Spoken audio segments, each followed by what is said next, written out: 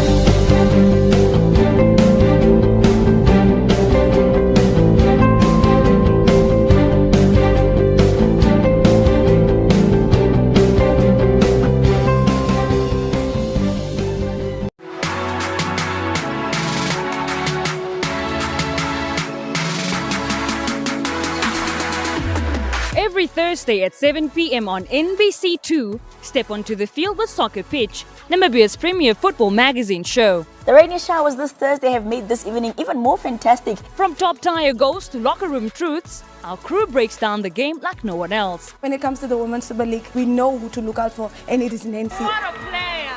What a game! Hot takes on headline stories, deep dives into fixtures and results, behind-the-scenes scoops from club insiders. Get up close with the stars lighting up the pitch. Hear the wisdom of legends who've played it all. From local to continental and the globe, if it's football, we've got it covered. Your week isn't complete without it. Soccer Pitch, all in every Thursday night at 7 p.m. on NBC2. Soccer Pitch, for the love of the game. NBC2, your home channel. From the heart of Africa, where stories unfold, voices are heard, and the pulse of the nation beats. Welcome to NBC One, Namibia's most trusted news source. At NBC One, we bring Namibia and the world to you. Join us for a full range of content, news, interviews, documentaries, live parliamentary broadcasts, and so much more. Stay informed, stay engaged, stay connected. NBC One, your source for news that matters. This is Touch FM. It's everywhere. National FM, prime all the time. Hardloop FM, leef in Afrikaans. Ondenga podongo, oi sabari pinyi jiheripo, omurari wanjivi baranga.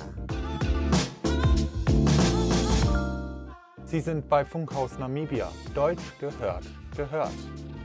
Kai samese aridi haukau ausi.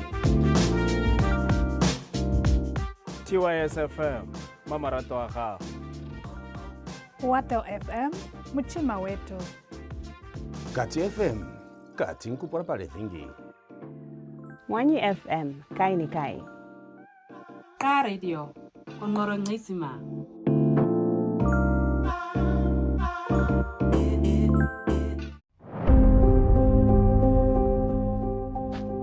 Is it love or a storm you never saw coming? Join Tupopiani as we discuss love bombing versus flood lighting, the emotional roller coaster you need to understand. Only on NBC, your home channel.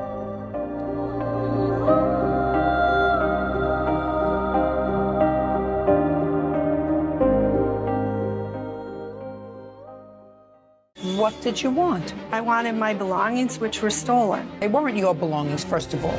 Your mother would be very disappointed. She's hard up for money. She wants all of her money back. She doesn't want to deal with you. She'd leave the kids at home alone. Absolutely not. And don't speak, stubborn. Judge Judy.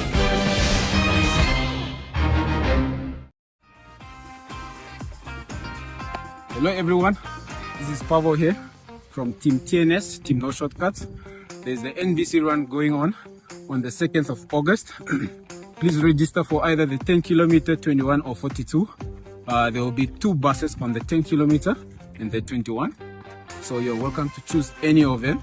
The 10 kilometer is a 1 hour, 15-minute bus. The 21 kilometer is a sub 2 hours. And of course, there will be prizes to be won if you register. So please sign up today and run with us.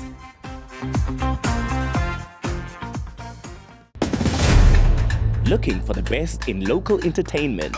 NBC2 is your home channel. Brighten up your little one's mornings with Sunshine Club, a fun and educational kiddies show. Stay tuned. For the youth, Just Teens brings you the latest trends and entertainment. Renewal of vows, future repercussions of that. Get inspired by real-life change makers on Legend of Change. Find faith, hope, and inspiration with uplifting religious programs. Stay informed with On the Street with City Police, keeping you safe and street smart. Celebrate love, culture, and grand moments on The Wedding Show. And for the sports lovers, we've got all the action from local soccer, rugby, and more. Love local music? Watagwan brings you the hottest beats.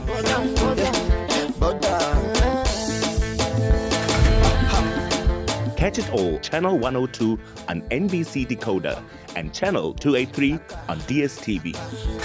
NBC2, your home channel.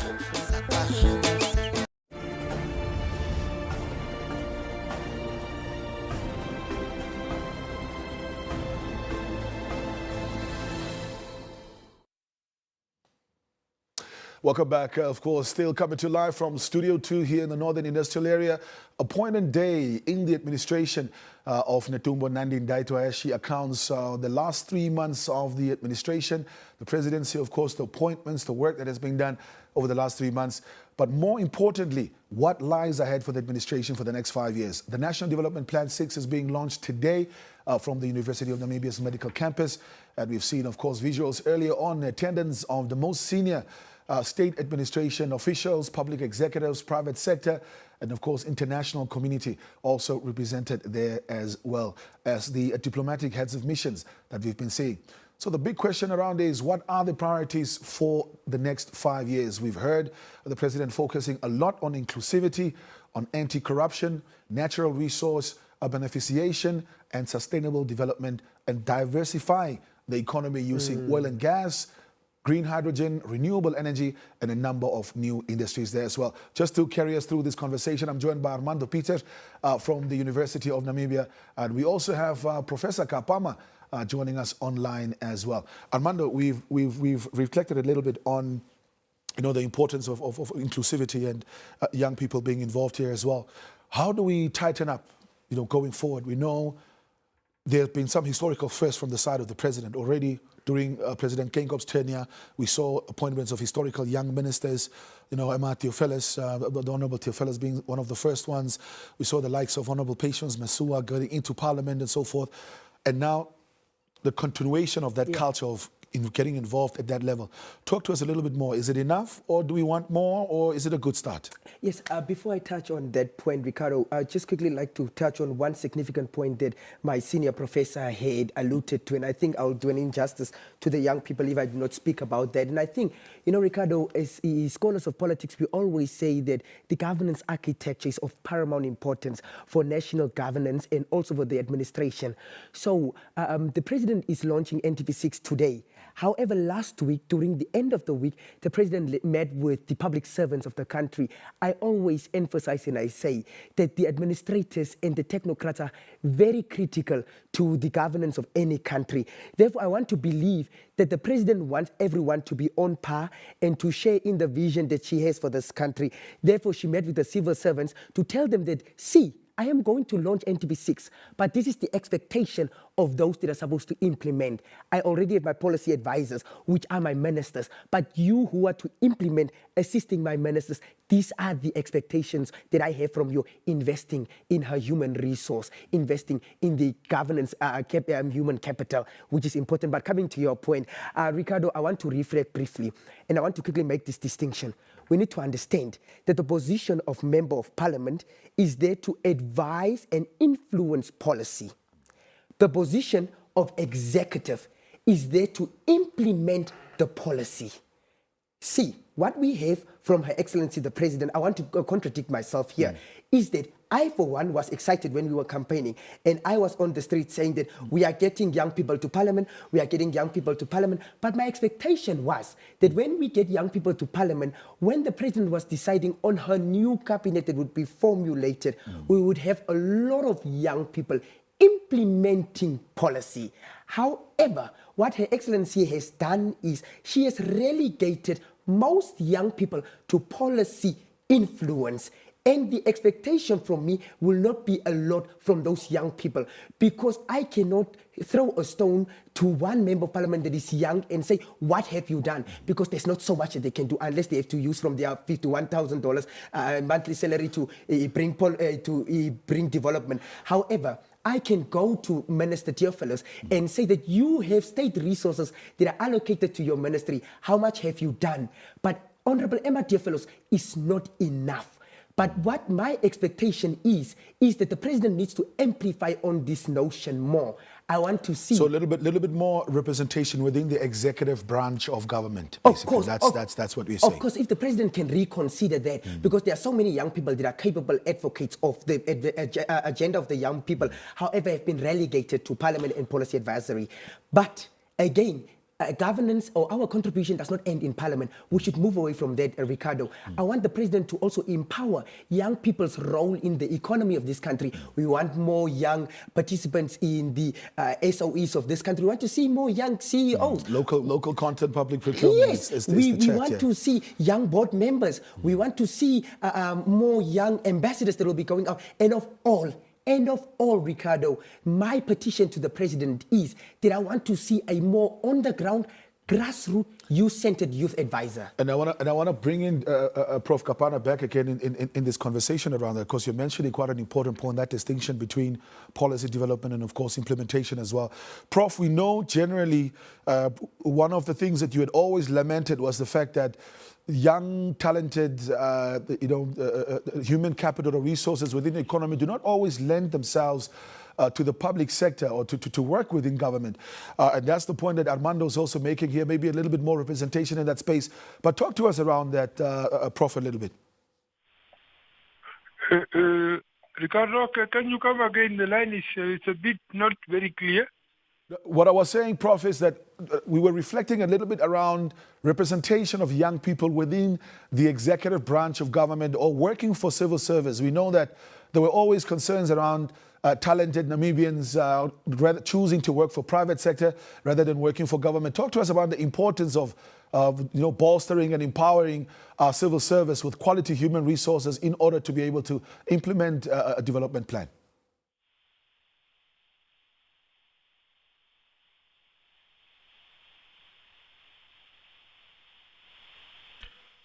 Prof. Kapama, can you hear me? Yeah, it seems like... Thank you, Ricardo. Yeah, no, you see, let us unpack the concept of empowerment a little bit. Empowerment doesn't happen like the same way one makes instant coffee. It's an elaborate process in the sense that you don't take a person who does not know how to swim and you throw him in the deep end. You are not empowering, you are destroying. So when we are talking about empowerment, it should be a process of mentorship, it should be a process of training, it should be a process of giving responsibility so that through gradual releasing of responsibility, so that those who are being empowered can also get there. That's why I think also there are two ways here.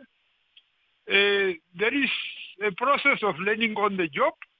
So how many people would you put that would be learning on the job? And also in terms of the impact. Impact in terms of results.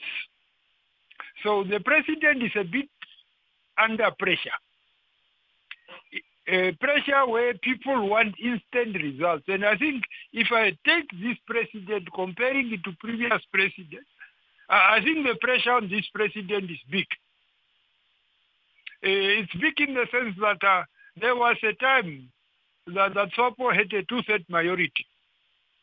And it could afford to go slow on quite a number of things. If you look at the last performance margin of SWAPO from the last election, the message is clear that SWAPO needs to make results, and very impactful and quick results.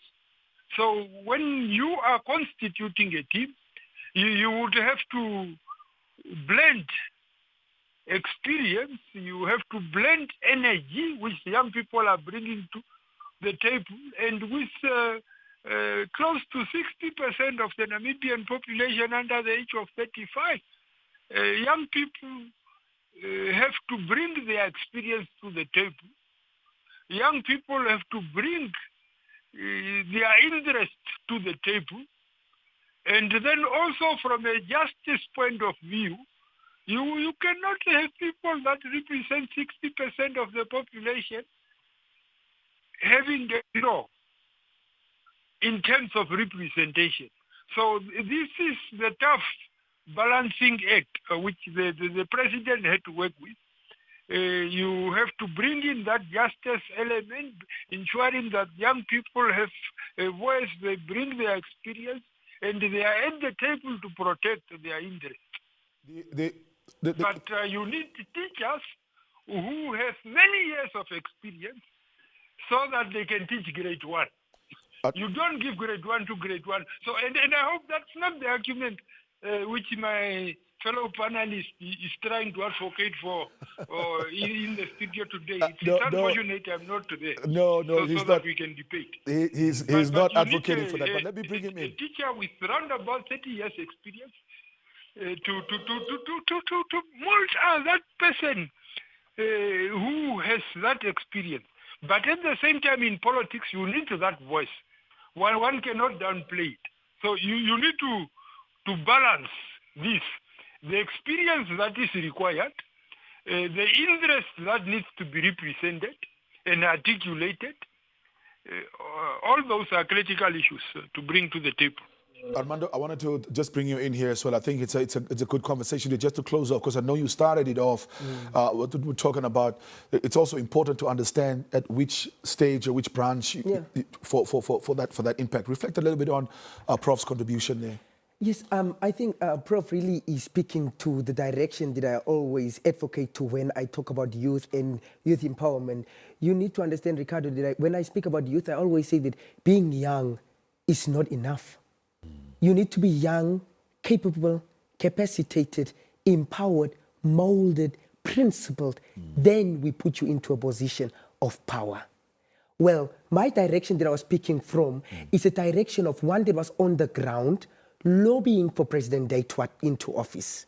And it was accompanied by a flank of young people that I was lobbying for the president with.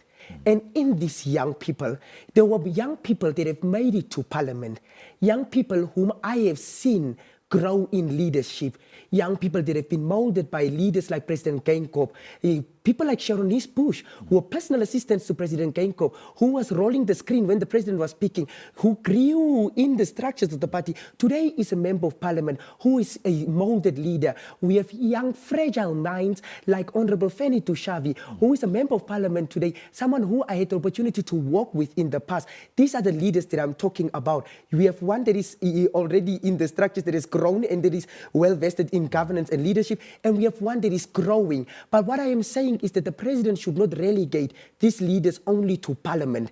Once she sees that they are ready and fit to grow and transition into the executive, then allow us to drive our amplification. I'm not saying that because we make up the 71% majority, the president needs to put us in. If the president feels that the 71 majority is not yet matured enough, it is the bureaucracy of the president, it is to the discretion of the president to decide who makes it to executive. But I was saying that I have worked with young people in this country. And therefore, they are capable ones. Therefore, I have confidence in my demographic.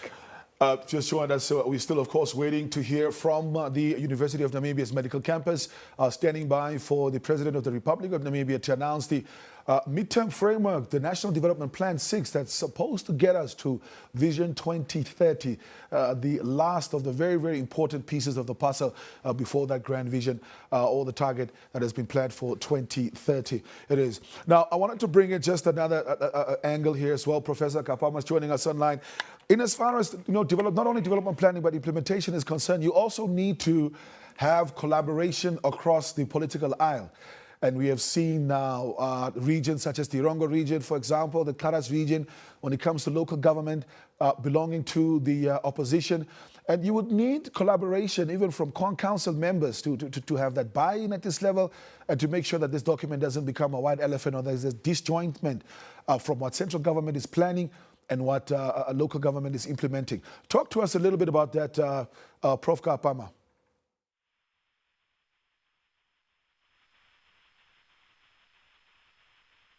All right, we've just been informed that the president, in fact, has ended the building. So let me put a hold on Professor Kapama for now and quickly just cross over to the venue so that we can get those visuals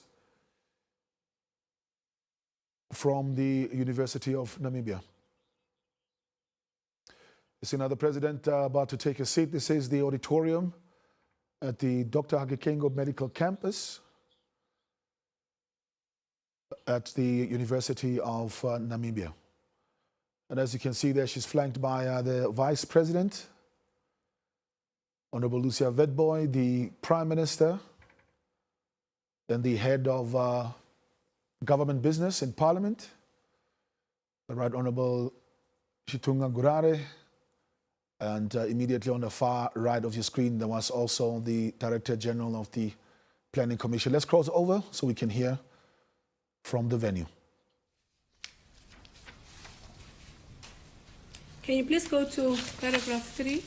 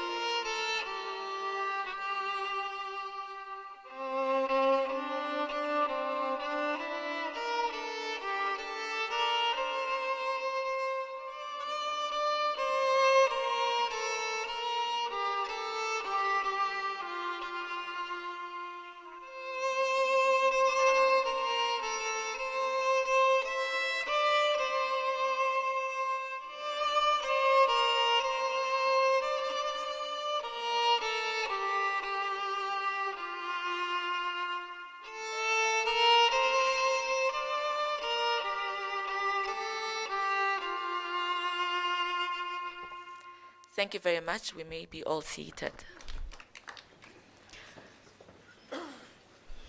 Your Excellency Dr. Netumbo Nandi-Ndaitwah, President of the Republic of Namibia, and Lieutenant General retired Eprafas Ndenga-Ndaitwah, the First Gentleman.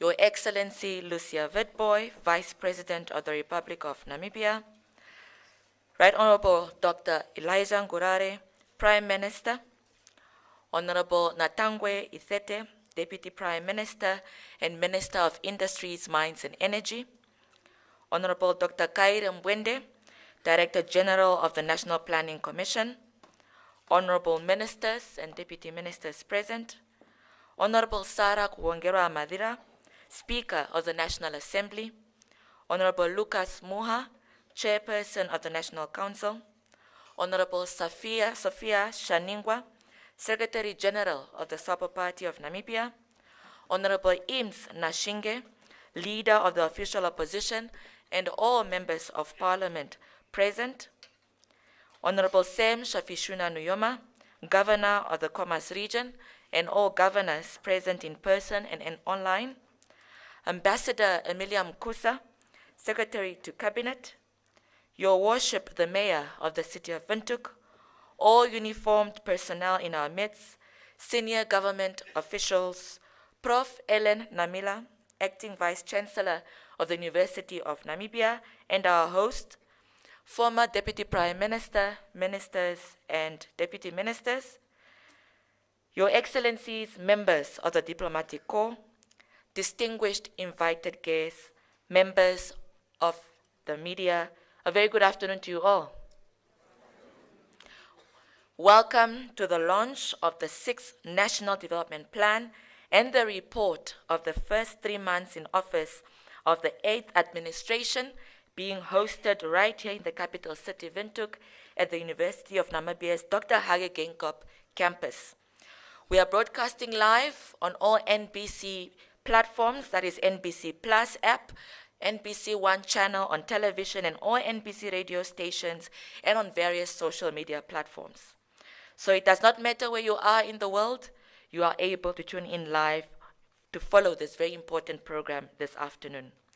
My name is Emma Theophilus, Member of Parliament and Minister responsible for Information Communications Technology in the 8th Administration, and I'll be your Director of Ceremonies this afternoon. A few house rules. I kindly ask you to place all your mobile devices on silence mode, and all the lavatories are situated just outside this auditorium where ushers will guide you. However, I humbly request you that you limit your movements in and out of the auditorium as our very important program unfolds. I'm sure we have all noticed that there was a Wi-Fi board outside before you entered the auditorium, allowing us, all of us, to be connected to Wi-Fi. And I urge you, when you get a moment later on this afternoon or tonight, to post on all your social media platforms your reflections of the launch of NDP6 and the 3-month report by Her Excellency the President, accompanied by the hashtag NDP6 and hashtag the 8th Administration. We are in a digital world, so I hope you keep up. With that, ladies and gentlemen, we are at the University of Namibia, one of our public institutions of higher learning and my alma mater. I therefore invite Prof. Ellen Namila, the Acting Vice Chancellor of the University, to welcome us all. Prof. Namila.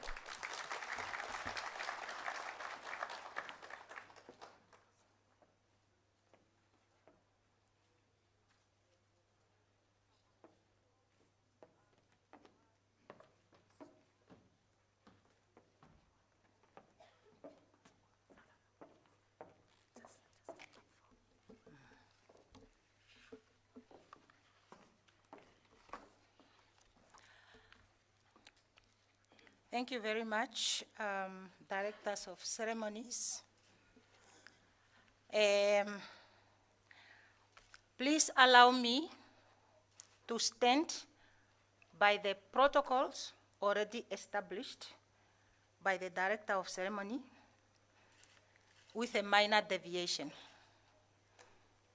because I'm sure you can understand that it is the very first time at the Dr. Hage Geingob campus that we are having our national leaders, without mentioning them by name, in one space with a common purpose for the nation. So, Director of Proceedings, Honorable Emma Theophilus, Minister of Information and Communication Technology, Her Excellency Dr. Netumbo Nandi-Ndaitwah, President of the Republic of Namibia, Her Excellency Lucia Wetboy, Vice President of the Republic of Namibia, Right Honorable Prime Minister Ngurare, and Honorable Dr. Saraku Wangerwa Madila, Speaker of the National Assembly, and Honorable Lucas Muha, Chairperson of the National Assembly,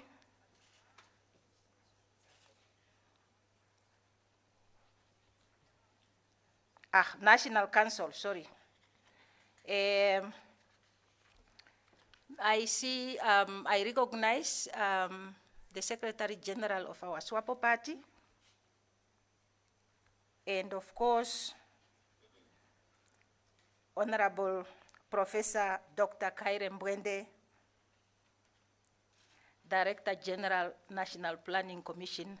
I think I want to stop here and say that I want to observe all the protocols as was already established by the Director of Ceremonies. I am standing here on behalf of the Vice Chancellor of the University of Namibia, Professor Kenneth Kamwi Matengu, who is sending you warm greetings.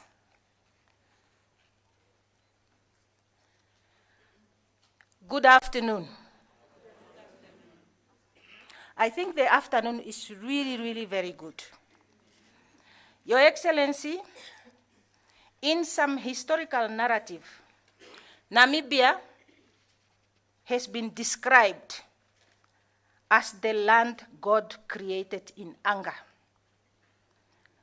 Due to its harsh environment, this description came from what the eyes can see on the surface and on the earth. There is another narrative which describes what is underneath, on and offshore. As a university, we know the latter is true. Namibia is a country God endowed with rich, diverse natural resources and in large quantities. This is true.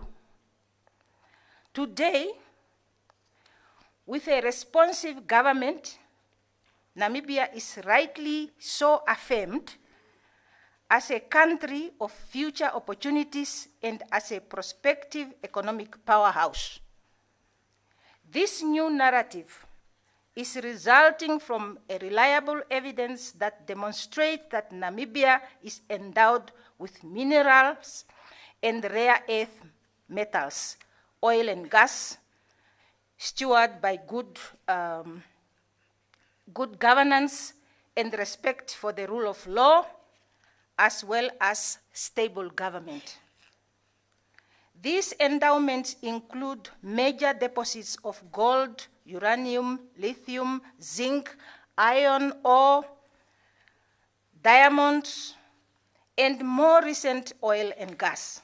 For Namibia to successfully and sustainably exploit these resources, it needs a solid pool of vibrant, innovative, competent experts in the geoscience field, but also in law and engineering, economics, manufacturing, production technologies, to name just a few. It is for this reason among others, that UNAM continue it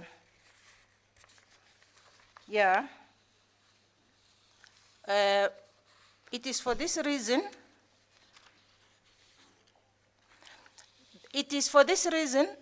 among others, that UNAM continue to make every effort to educate, train the best competent people to man and manage the whole value chain minerals.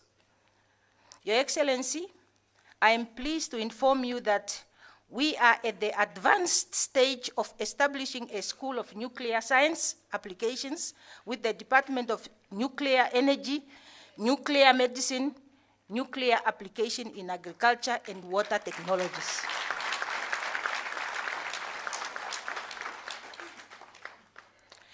Director of Ceremonies, in other words, the establishment of this school confirms our promise to the nation that UNAM is committed to providing the government and the people of Namibia with the best possible scientific solutions to deepen the knowledge and develop their skills to effectively contribute to Namibia's energy mix and sustainable growth, the natural resources sector, in collaboration with the industry. This is the perfect opportunity to do so now, other than tomorrow or day after. As we congratulate you on your 100 days of success, Your Excellency,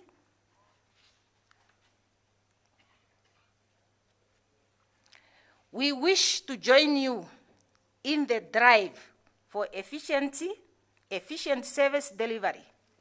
We agree this requires abandoning the old ways of service delivery. It is business unusual.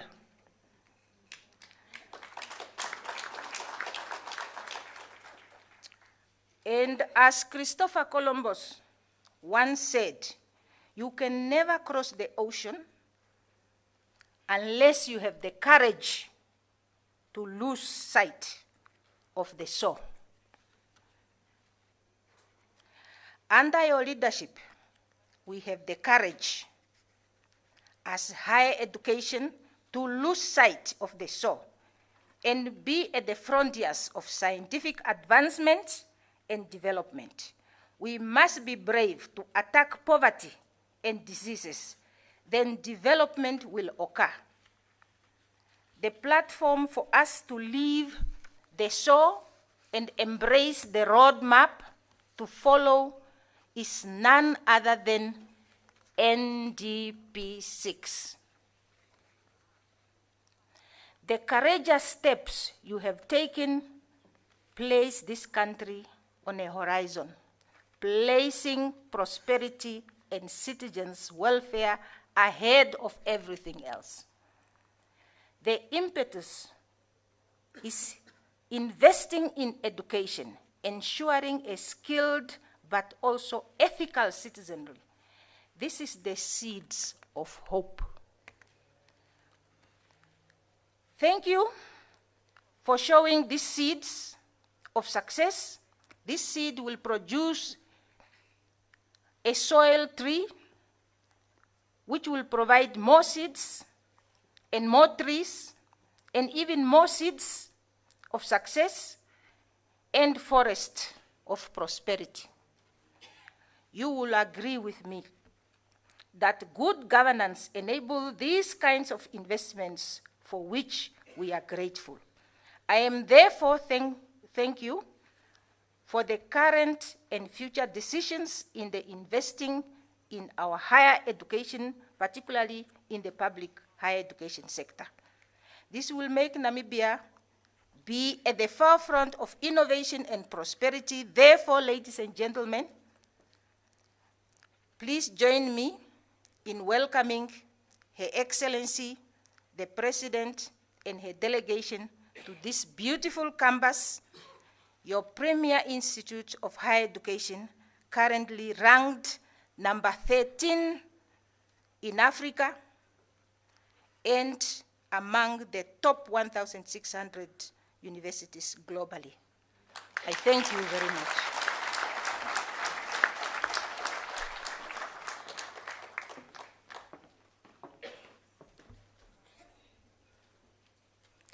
Thank you very much, Prof. Namila, for welcoming us to the University of Namibia and for the information you have shared around the plans of nuclear education to be introduced in the country.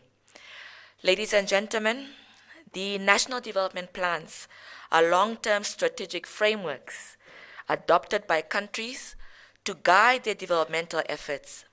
In Namibia, the National Planning Commission is responsible for national development planning, with Vision 2030 serving as the long-term vision and the NDPs as the medium-term implementation vehicles.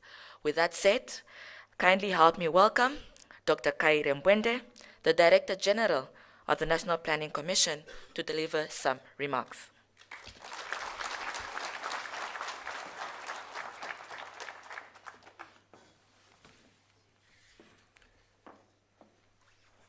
Thank you, Directors of Ceremonies, Your Excellency, Comrade President,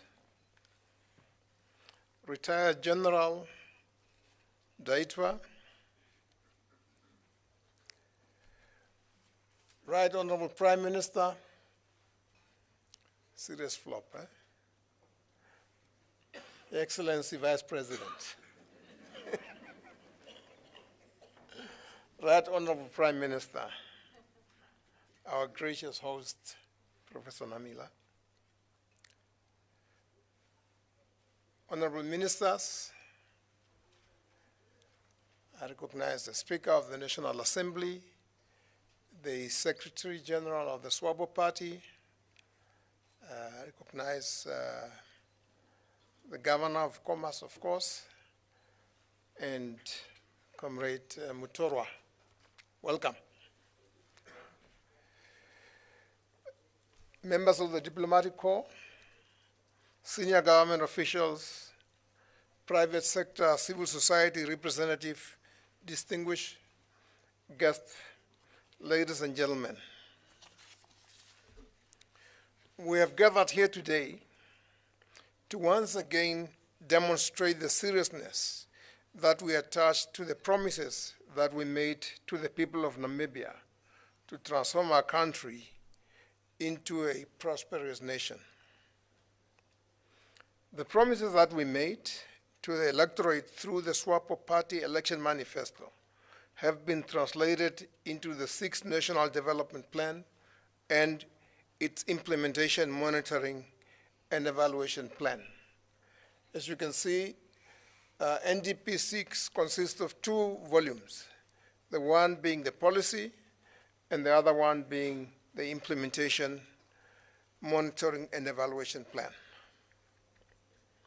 The theme of the plan, which reflects the task facing us as a nation, is fostering economic growth, inclusiveness, and resilience for sustainable development. The plan is anchored on 4 principles: sustainable development, people-centered development, integrated planning, and partnership. This is NDP6 is the final medium-term plan under Vision 2030, covering the period 25-26 to 29-2030. It builds on the lessons of NDP5 and is a product of inclusive consultations with stakeholders across all 14 regions and 121 constituencies.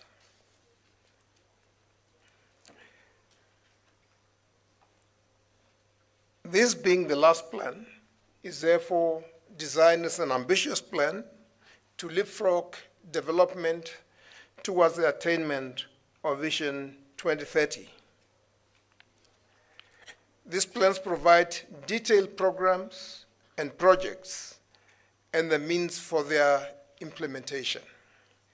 The plan is set out 4 strategic goals: sustainable economic growth and prosperity for all, accelerated human development, great growth, green growth, and climate resilience, and a high-performance public service. The details of the vision in action to realize our aspirations as articulated in 2030, Vision 2030, will be provided for by the Commander-in-Chief. I therefore would like to thank you for the opportunity to introduce NDP6. Thank you.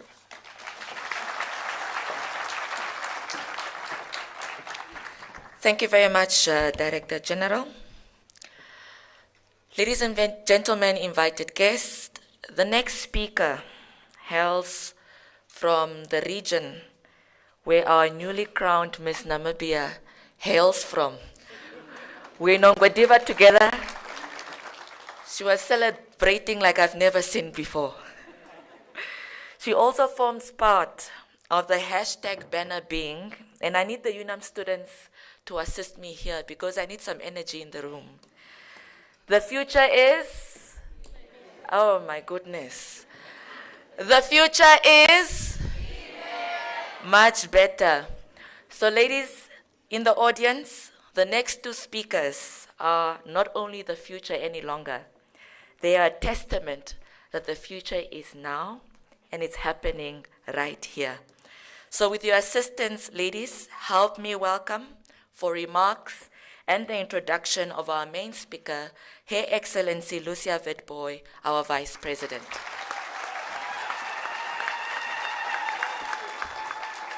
Thank you. We were together in Ongwediva. She was a judge, me, I was also a judge. And unknowingly, we also built up our emotions. But anyhow, we brought for you the Miss Namibia. Thank you, Director of Ceremonies. Her Excellency Dr. Netumbo Nandi-Ndaitwah, the President of the Republic of Namibia. Lieutenant General, retired Epaphras Denga Ndaitwah, the First Gentleman of the Republic of Namibia. Right Honorable Elijah Ngurare, the Prime Minister of the Republic of Namibia. Honorable Latangwe Ithete, the Deputy Prime Minister and Minister of Industries, Mines and Energy. Honorable Ministers, Deputy Ministers present here, Honorable Members of Parliament, Director General of the National Planning Commission, Honorable Dr. Kairin Boende, our former Deputy Prime Minister, Honorable John Mutorwa, not leaving out our Secretary General of the SWAPO Party, Honorable Comrade Sophia Shaningwa, and really allow me to stand by the protocol already established. Good afternoon once again.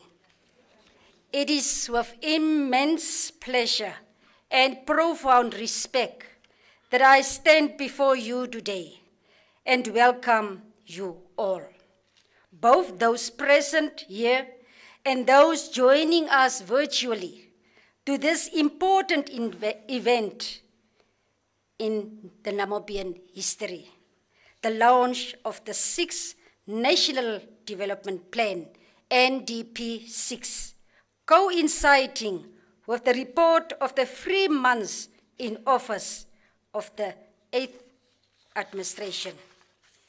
It is worth noting that through the National Planning Commission, our country developed its long-term perspective development plan, Vision 2030, and consecutive national development plans, the NDPs.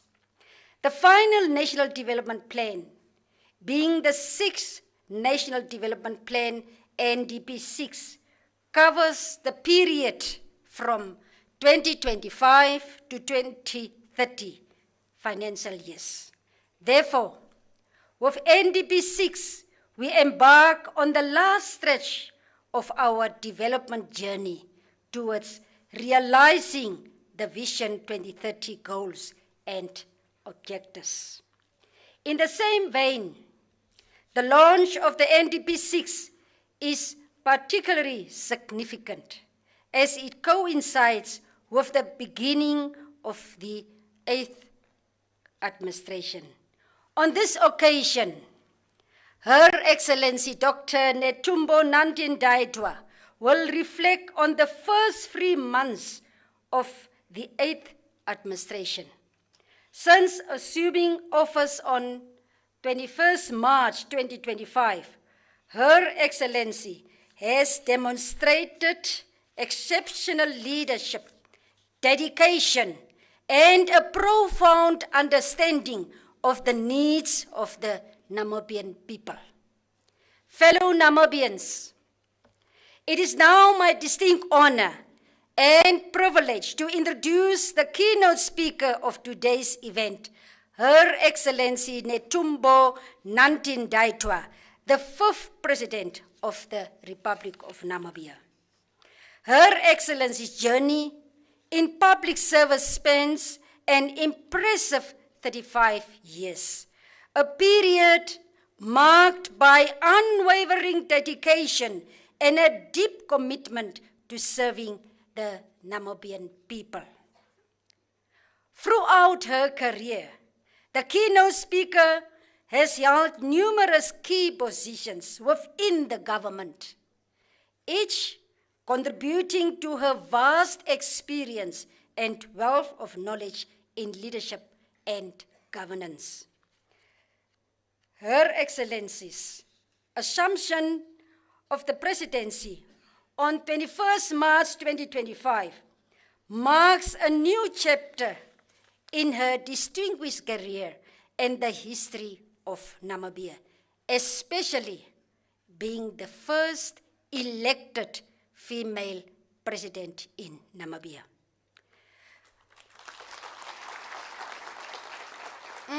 Again,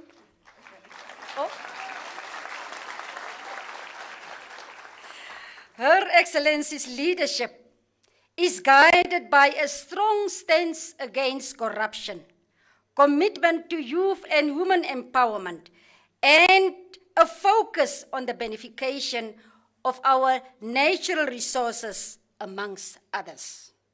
Today, as we launch the NDP6, we are reminded of the long-term vision of President Dr. Nandi-Ndaitwah has for Namibia.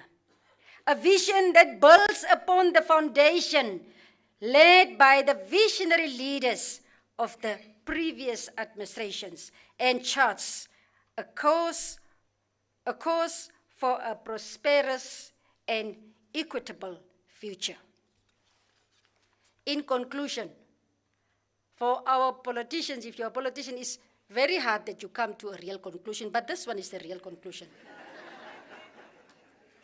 With these few introductory remarks, it is now my singular honor that I invite to the podium our keynote speaker, Her Excellency Dr. Netumbo Nandi-Ndaitwah, the President of the Republic of Namibia. Comrade President, the nation is listening, the nation is ready. Thank you.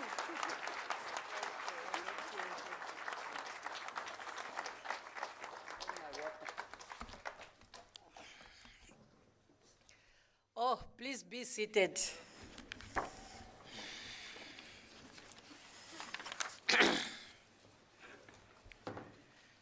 Thank you, Comrade Lucia Vetboy, Vice President of the Republic of Namibia, for giving me the floor. Let me also recognize our able Director of Ceremonies, Emma Theophilus, Minister of Information and Communication Technology, Right Honorable Elia Gurare, Prime Minister of the Republic of Namibia, Honorable Sarah Kuwongero Amadila, Speaker of the National Assembly, Honorable Lucas Amhua, Chairperson of the National Council, Honorable Netumbo Nandi-Ndaitwah, Deputy Prime Minister and Minister of Industries, Mines and Energy, Honorable Ministers and Director General, Comrade Sophia Nango Shaningwa, Secretary General of SWAPO Party, Members of Parliament, Honorable Sam Shafishuna Nuyoma, Governor of Commerce and all governors, our host, the representative of the Vice Chancellor and the representative of the Council,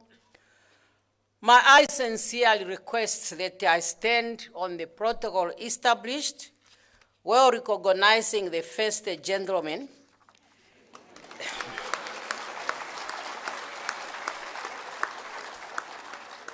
And to recognize our students at the University of Namibia and all institutions of higher learning. My former constituency is diplomatic corps, but now you are even more closer to me. And finally, I cannot pass this stage without recognizing all my bosses, the citizens of Namibia. Wherever you are my bosses, and I cannot forget to recognize you as my bosses. In my inaugural address on the 21st of March 2025, when I assumed the office as the 5th President of the Republic of Namibia, I emphasized that the SWAPO Party Election Manifesto, the party political program, and the Constitution of the Republic of Namibia shall be my guiding instrument throughout my presidency. And this document relies also on recognizing others. I really have to recognize our former Deputy Prime Minister, Comrade Mutorwa. You might further recall that during my first cabinet address on the 21st of March 2025, I made it categorically clear that the oath of office that I took on inauguration day mandated me to speak and take decisions on behalf of Namibian people and to lead the Namibian development agenda. Therefore, I am here today to launch the 6th National Development Plan, NDP6, and to account to the nation on the steps taken as well as notable achievements attained during the first 3 months of the 8th administration. Our inclusive development agenda seeks to uplift the social well-being and improve the quality of life for all Namibians. One of the key objectives of the concluded NDP5 was to escape the middle income trap. International bodies, in particular, the Bretton Woods institutions, had classified Namibia as an upper middle income country based on the income per capita. This classification was floated in principle as it overlooked the swing distribution of resources and undermined the Namibian government's ability to access developmental grant funding and affordable financing. In most recent reclassification of Namibia, therefore, to a lower middle income country on the 1st of July 2025 is deemed more responsive to the reality of the structural imbalance of our economy and large inequality gap. Based on this revised classification, Namibia will be more eligible to access grant funding and financing instruments on more affordable terms. This is beneficial to our developmental agenda and ambition to foster inclusive growth and shared prosperity. But this does not mean that there are no challenges to the reclassification. Therefore, we must commit ourselves to hard work and grow our economy to take our people out of poverty. With only 4.5 years remaining for Vision 2030, this NDP6 is the final installment aiming to achieve our objectives of transforming Namibia into a developed and industrialized nation.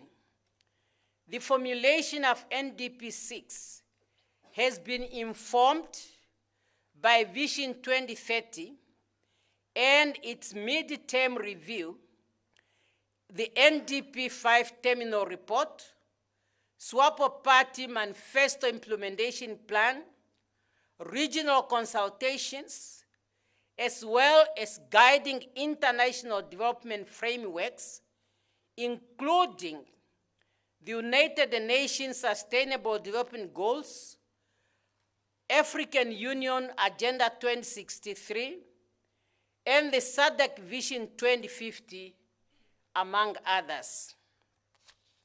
It must be pointed out that our unemployment rate is high because, among other drivers, our industrial capacity remains limited. It is for this reason that NDP6 aims to propel the country towards an advanced industrialized stage, placing due policy emphasis on minor resources beneficiation and value addition to stimulate economic growth and development. With the Namibian population currently just over 3 million people and expected to reach 3.5 million by 2030, predominantly comprising of young adults of working age. This youth population presents an opportunity and not a burden for the Namibian economy. Under the theme, fostering economic growth, inclusiveness, and the resilience for quality sustainable development, the NDP6 is designed to promote sustainable economic growth and address the underlying challenges of poverty, unemployment, and inequality. The NDP6 has been structured into 4 pillars, 9 thematic areas, and 47 focus areas. The 4 pillars are: A, economic growth, transformation, and resilience; B, human development and community resilience; C, environmental sustainability; and D, good governance and effective public service delivery. Fellow Namibians, our developmental agenda is shaped by the National Planning Commission, which finalized the NDP6 through an inclusive and consultative process and approved by Cabinet on the 25th June 2025. The NDP6 will now serve as the blueprint policy document for the 8th administration, considering that the SWAPO Party Manifesto Implementation Plan has been mainstreamed into that plan. The implementation and monitoring and evaluation plan for NDP6 is also in front of us. Namibia has embarked on a bold transformation in governance anchored on accountability, coordination, and effective service delivery that puts people first. Our first 3 months marked a decisive shift towards a governance culture that is strategic, responsive, and performance drive. The bottom line, why I'm here today, is also to update you on the key achievement attained during our first 3 months in office.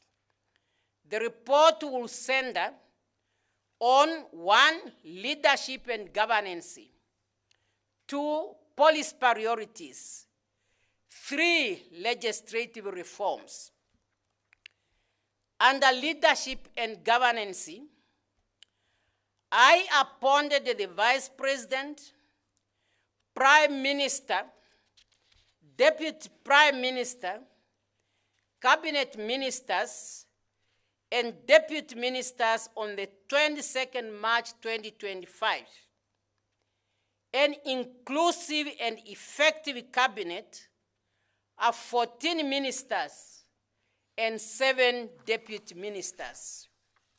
And all 14 regional governors have now been appointed and have assumed office after having attended a 2-day compulsory orientation workshop. Then we come towards activating citizen-centered government. A new performance culture has taken root across the public service. Ministers have been directed to align their performance agreement with NDP6. The process of signing this agreement will commence this month, July. Cabinet members are committed to work unreservedly in meeting and exceeding the commitments made, guided by my 5 leadership values of pragmatism, accountability, integrity, meritocracy, and inclusivity. PIAM will be a pointer as we navigate through 5 years of our mandate, compelled with the calling of unity of purpose and one heart and one mind. Fellow Namibians, Namibia is part of the international community. As per SADC tradition, when newly elected presidents undertake introductory visit to neighboring countries within 90 days to cement bilateral relations. Accordingly, I have visited some of my counterparts in Angola, Botswana, Zambia, Zimbabwe, Mozambique, Tanzania, and South Africa. I have also attended the US-Africa Business Summit in Luanda, Angola, to promote Namibia's preferred investment destination while engaging the US government on the trade tariff and prospective project of investment. Furthermore, Namibia hosted the first Commonwealth Trade Ministers meeting and Commonwealth Business Summit from 16 to 20th June 2025. In this context, Namibia became the first country among the 56 Commonwealth countries to ever hosted such a meeting outside the United Kingdom. The Business Summit served as a platform to strengthen public-private dialogue, partnership, and unlock trade and investment opportunity. Given the success of this meeting, the government has decided to institutionalize an annual business summit in Namibia in collaboration with the Commonwealth Secretariat and other international business organizations. On the 30th June 2025, Namibia launched the first shipment under the African Continental Free Trade Area, successfully exporting a shipment of 40,000 tons of salt to Nigeria and Cameroon, opening up a new frontier for trade on the continent. Thank you very much. Namibia also successfully hosted and concluded a state visit by Mr. Narendra Modi, Prime Minister of the Republic of India, where our two countries entered into 5 cooperation agreements in the field of health and medicine, technology, agriculture, entrepreneurship, and trade. On institutional reform and innovation, the Office of the Prime Minister launched innovation boot camps in Karas and Hardap region, applying design thinking to generate homegrown solutions. These efforts will be expanded to other regions. In pursuit of smarter public service, Namibia has forged a strategic partnership to co-develop a national one-stop shop model that brings integrated government service closer to the community. On the implementation of key policy priorities, in my inaugural State of Nation address, I outlined 7 identified priority areas or sectors and 8 critical enablers. The 7 identified priority sectors are agriculture, sports, youth empowerment, quality education and training, creative industry, quality health and social welfare, and land, housing, and sanitation. Agriculture, mining, energy, oil and gas, tourism, water, fishery, and transport and logistics are the most critical enabling sectors areas. Let me now take you through the specific programs and progress made during the reporting period in each of the priority sectors and enablers. Number 1, agriculture. All 9 green schemes under the Ministry of Agriculture, Fishery, Water and Land Reform, covering a total of 5,600 hectares of irrigable land, remains operational. As for this reporting period, and I want Namibians please to listen, you can go and see yourself.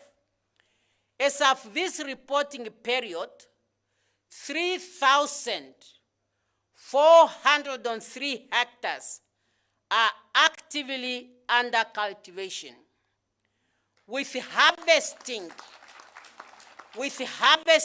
currently underway, The aim is food security. By June 2025, the green scheme produced 9,947 tons of maize, 300 tons of potatoes, and 39 tons of sunflower.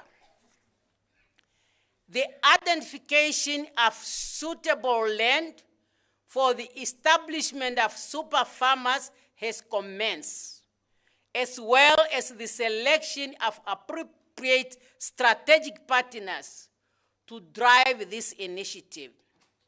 The government is in the process of operationalizing the Vungu Vungu dairy farmer in Kavango East region, and debushing has already started. In addition to maintaining operations at existing schemes, we have identified 2 new sites of green scheme development, namely Katima Farm in Zambezi region and Ekoka in Ohangwena region, thereby expanding the footprint of irrigated agriculture. Furthermore, we have successfully acquired Farm Richem, measuring 8,305 hectares in the Omaheke region for resettlement purpose. The Office of the Prime Minister, in partnership with the World Food Programme, initiated a food security project on 13 hectares of land in Ochimbinde constituency, Omaheke region, towards arresting hunger and malnutrition. Following the success of this plot, the initiative will be rolled out to all remaining 13 regions.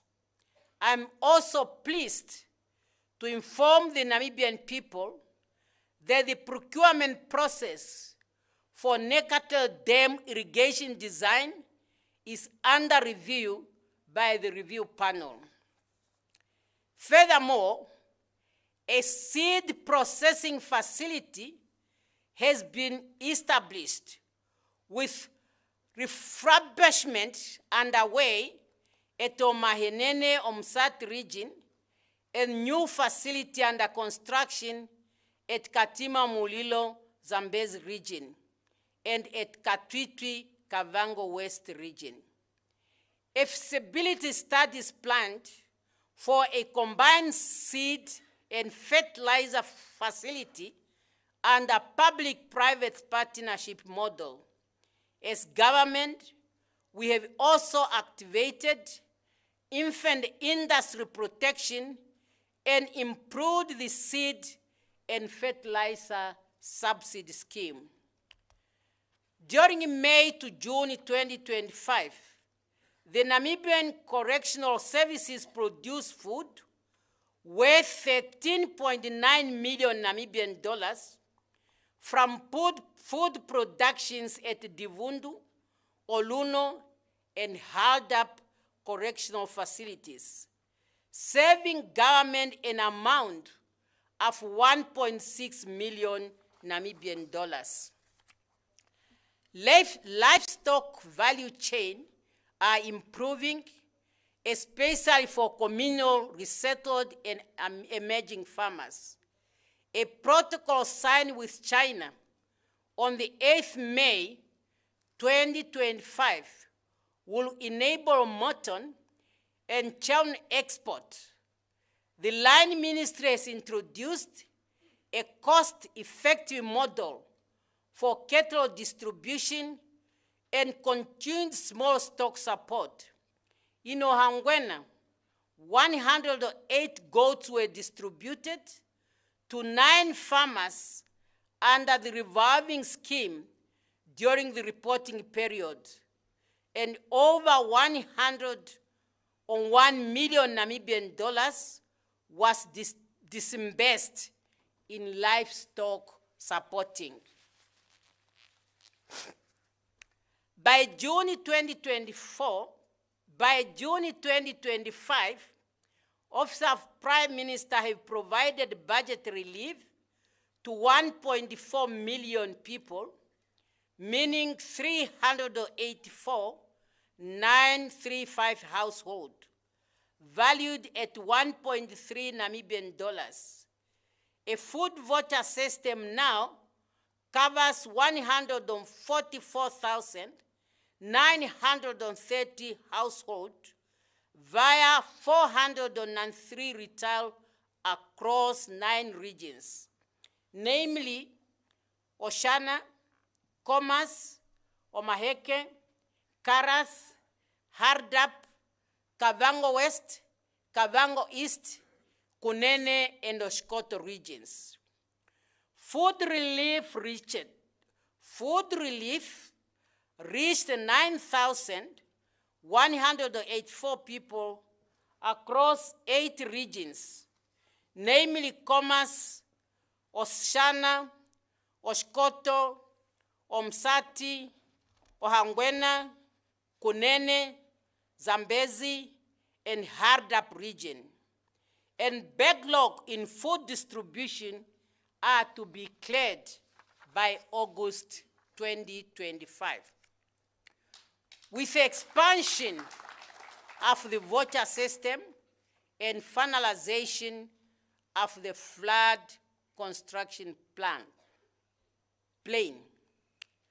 Then Sector 2, which is sports.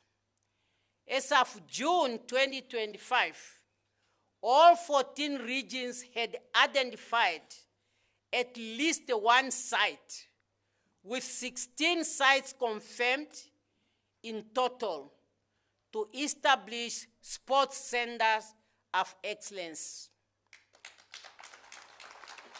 Coming to CAF category stadium, site selection and assessment for CAF category 2 and 3 stadiums with seat capacity of 10,000 to 30,000 respectively was completed by June 2025.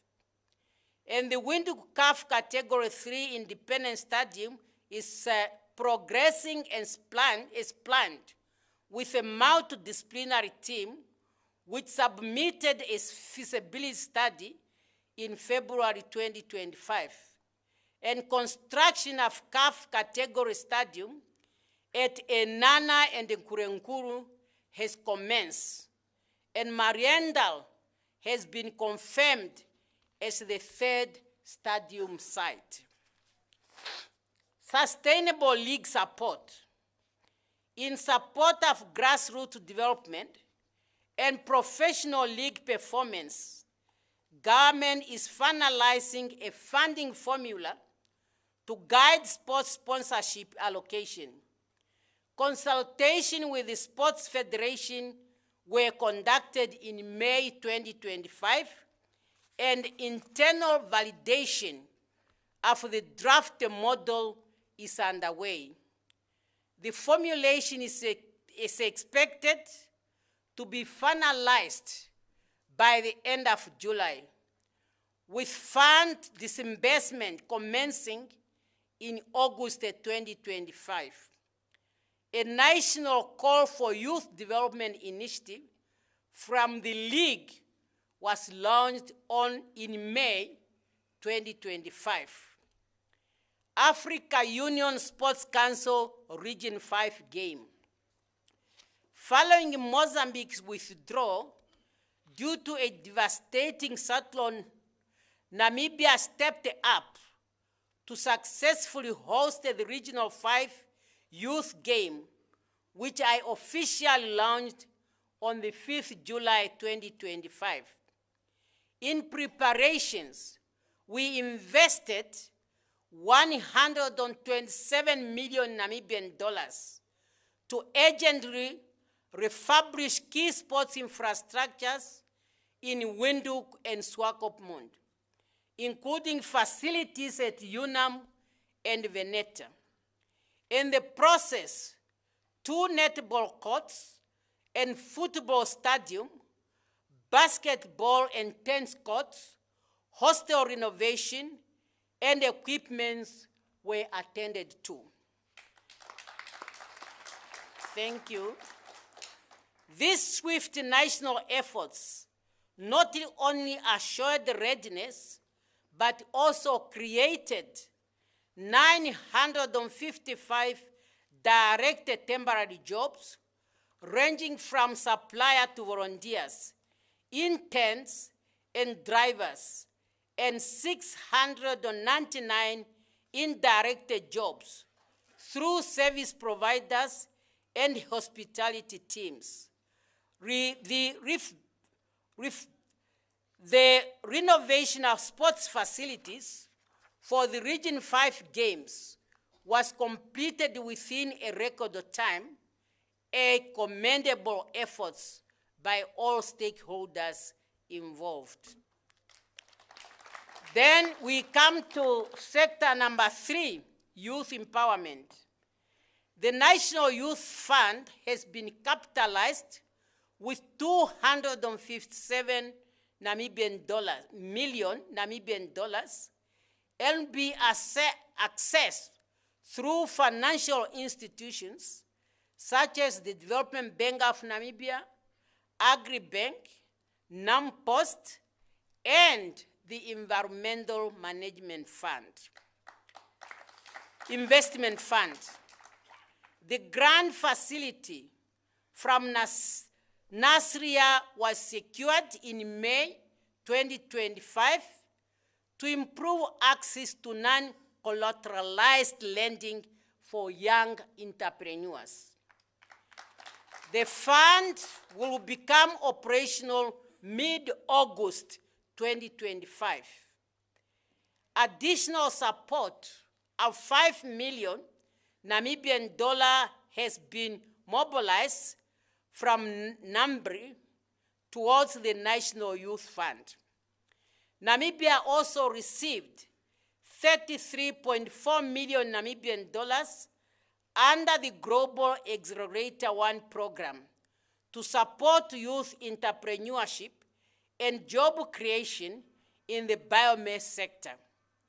Under the Equipment Aid Scheme and the Micro, Small and Medium Enterprise Development Fund, over 200 youth-led businesses were selected countrywide for support during the period under review.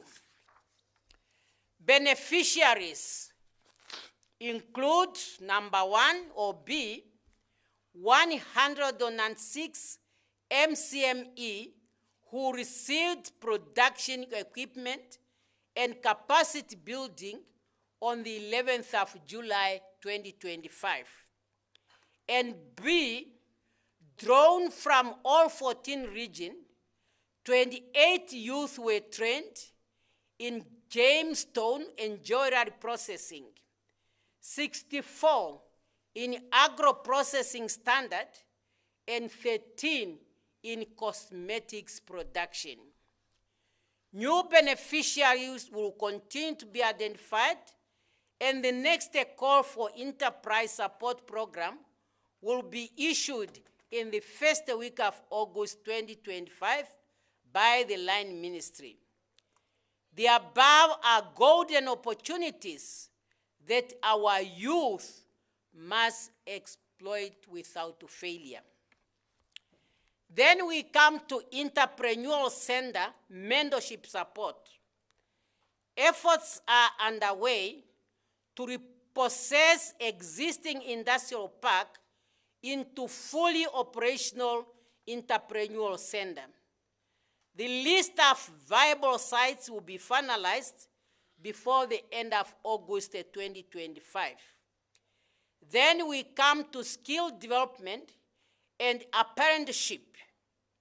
A joint technical committee composing of ministries of education, innovation, sports, art and culture, and finance was established to contribute to coordinate implementation of the youth agricultural cooperative and internship apprenticeship program, and a consolidated national work integrated learning framework is being finalized for cabinet approval following consultation with the Namibian Training Authority, NPC, and tertiary institution.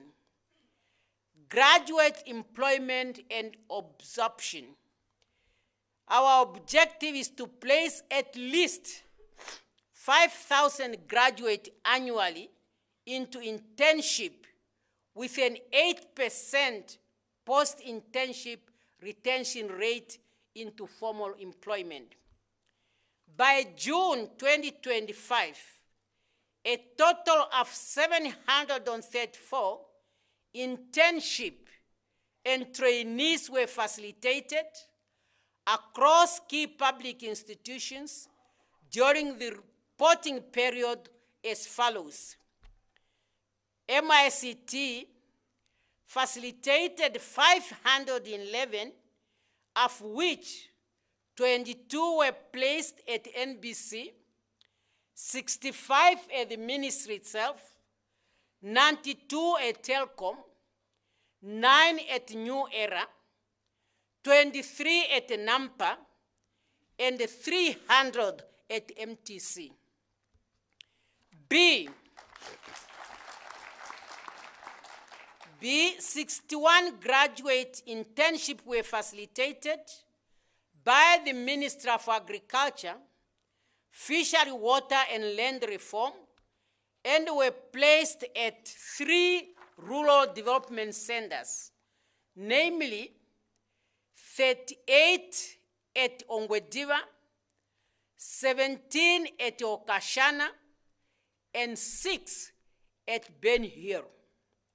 Number 3, the Ministry of International Relations and Trade facilitated a total of 162 placements, of which 155 were recruited by the Namibian businesses and 7 were placed on MSC cruise ship, in the ship. Yeah? I take this opportunity to appreciate those ministries' offices, public enterprise and private sector organizations that have responded to the government's call to offer internship and apprenticeship opportunity to our students and graduates. Please do more, and I call on the others to follow this national good example. Then the next priority, which is the 4th, is quality education and training. The Namibian government is committed to ensure universal access to free, equitable, and quality education and vocational training across Namibia.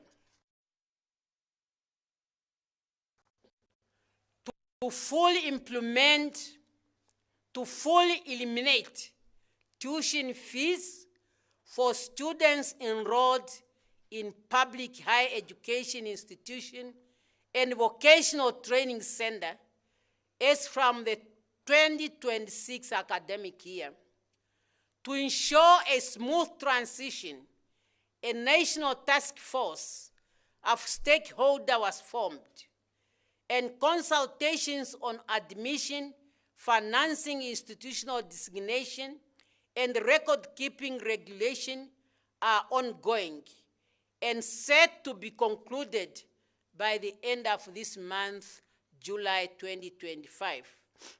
In response to this policy reform, the Namibian Student Financial Assistance Fund funding models is under review as the institution is being reintegrated into the line ministry. Funding and quality standard. A funding formula for higher education institutions and TVET was implemented in April 2025 to ensure predictable and equitable resource allocation. In line with the launched minimum standard for higher education in February this year, with implementation now underway across public higher education institutions. On education sector and impact studies, terms of reference are being developed for 2 national studies. 1, a diagnostic assessment of the current state of free basic education, and 2, an impact assessment of Namibia's new school curriculum. Then we go to infrastructure expansion and TVET reform. The construction and bidding process for new schools and hostels is ongoing. TVET reforms are advancing with government restructuring and curriculum expansion in key sectors aimed at addressing regional disparity and improving educational outcome. Operational and capital budget for higher education institutions and TVET centers have been prioritized to sustain quality output. Then priority 5, creative industry. In order to recognize and talent empowerment, towards revitalizing the National Art and Creative Industry Award, the existing National Steering Committee is being revised to incorporate all key stakeholders and to expand its mandate. This process will be concluded by end of August 2025. Creative Industry and Equipment Fund. Draft amendment to the Art Fund Act have been prepared to enable the establishment of the Creative Industry Infrastructure and Equipment Program. The fund is expected to be launched before the end of August 2025, and the fund will support music and visual art studios, equipments, and materials to enhance local creative productivities.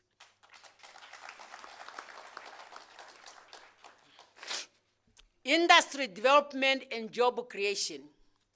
The Ministry of Information and Communication Technology launched the World Music Day and accompanying artist capacity building initiative at Mariendal on the 21st June 2025. During the reporting period, Namibia hosted 16 international film productions and supported the 8 local productions, together creating over 108 jobs and contributing more than 14 million Namibian dollars to the economy. To bridge the digital divide and enhance broadband access across communities, 9 new network towers are currently under construction in Omaheke, Zambezi, Kavango East, Kavango West, and Kunene region through the Universal Service Fund. Then we come to quality health and social welfare.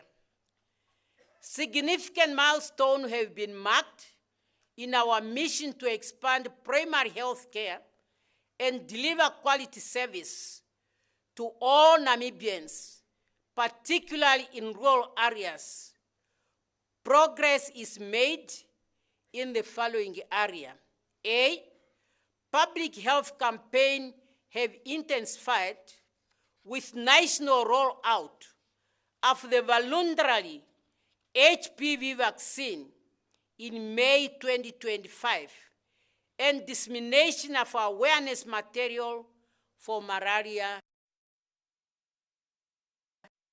On the 2nd July 2025, the Katutura Health Center launched a decongestion pilot project with extended clinic hours at the 24-hour facilities. From 1st August 2025, the Kuriongava Clinic at Windhoek will also become a 24-hour facility in a move to further, thank you very much, in a move to further decongest the Katutura Health Center and Katutura Intermediate Hospital.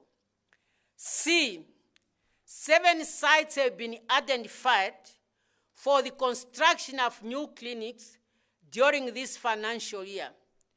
At Mambushe in Kavango East, yes, Ompunja in Oshana, Okonjatu in Ochuarongo, Onamukulo and Onamafila in Ohangwena, Malengalenga in Zambezi, and Epupa in Kunene. And D, groundbreaking of the Commerce District Hospital in Havana was completed in April 2025 with bulk earth work. Service commence as well as the primary access road and electrical services. C, to strengthen institutional capacity through human resource, the recruitment of community health workers is ongoing. To date, 604 medical positions have been advertised, with interviews conducted during the reporting period.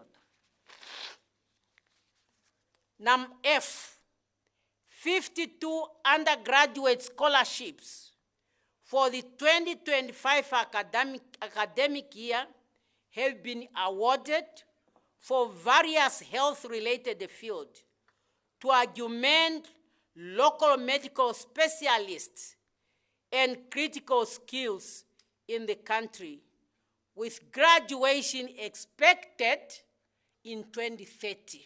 We are talking about specialized and critical skills. G, 36 ambulances were purchased in June and distributed to all 14 regions. An additional 5 ambulances were donated, 3 by the World Health Organization and 2 by Langheinrich Mine, and procurement of 60 fully equipped mobile health vans, which are essential mobile health clinic, is underway, targeting servicing across all 14 regions, and procurement of 6 new medical transport trucks is planned for this financial year. Then we come to mental health expansion. A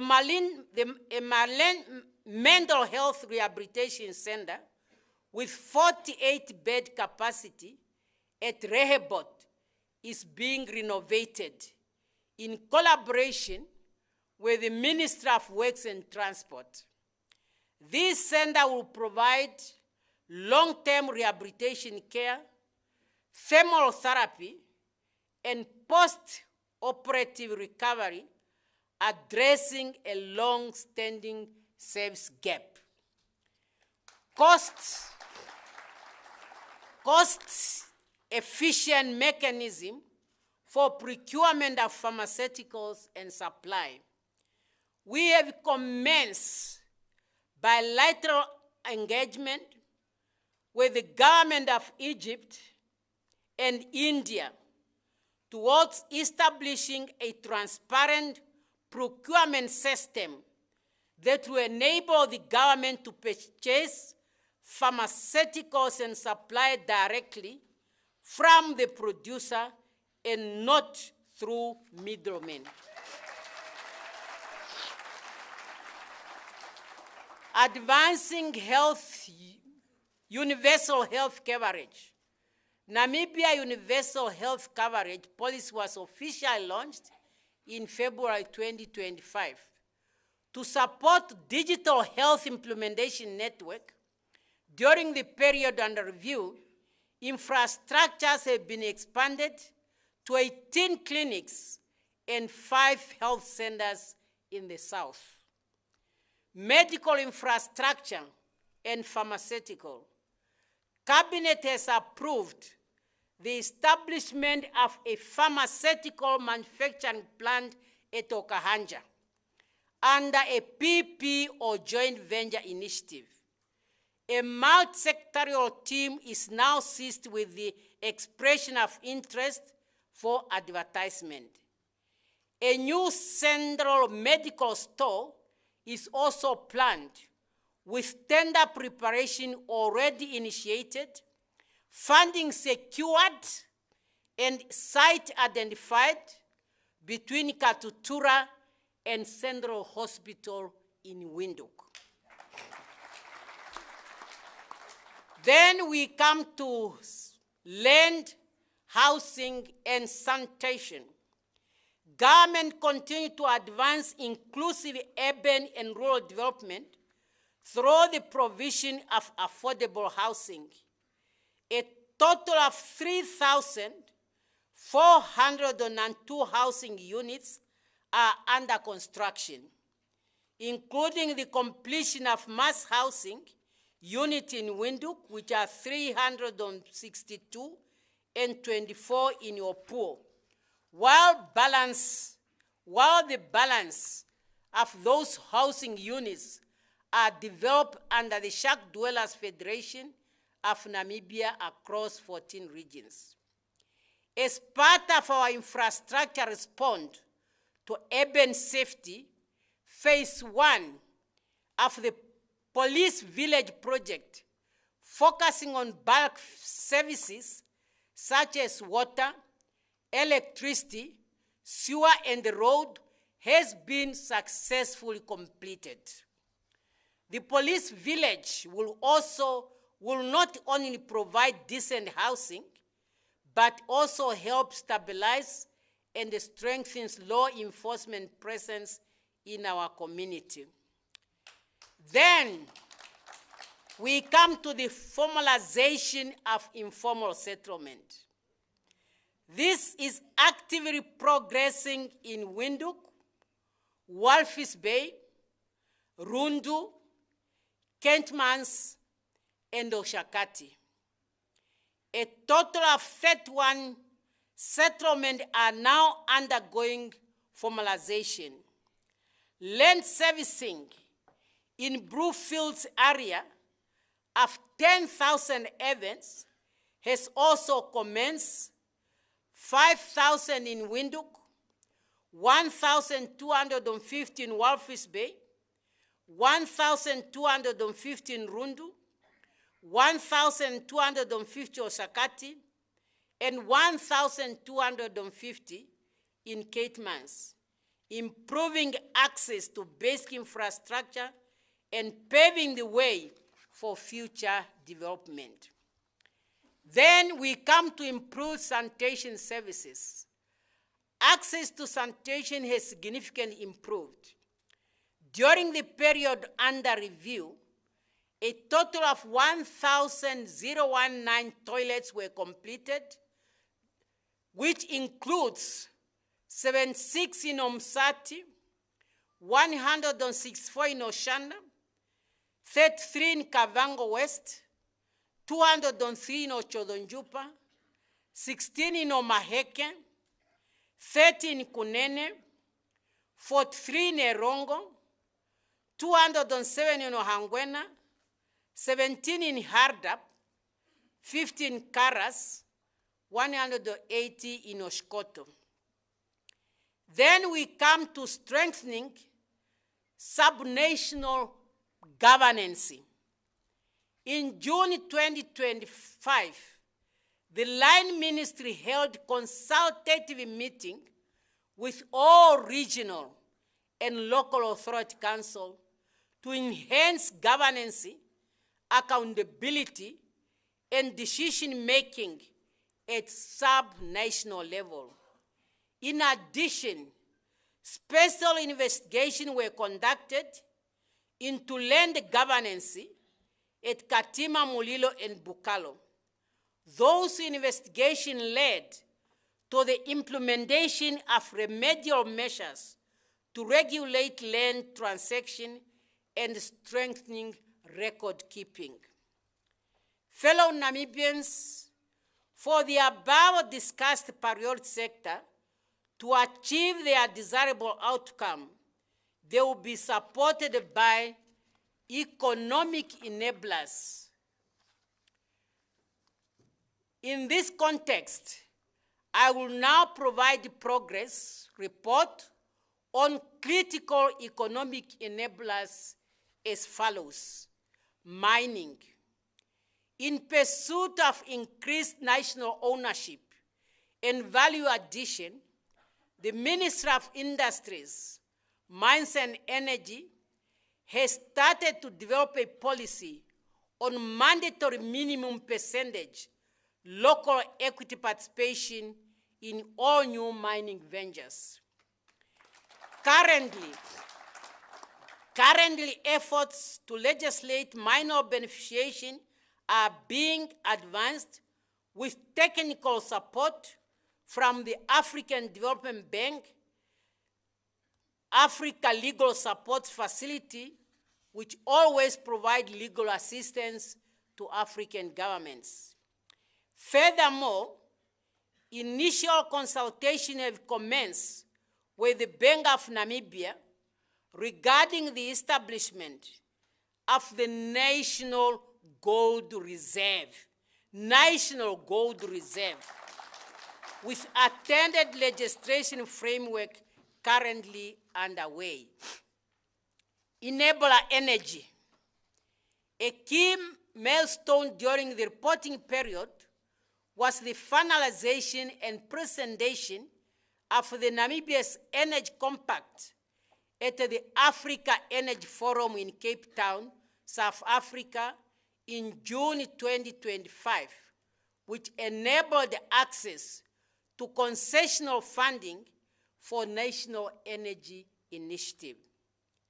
Several level agreements were concluded with 7 regional electricity distributors, thereby facilitating rollout of rural and pre-urban electrification projects across the country.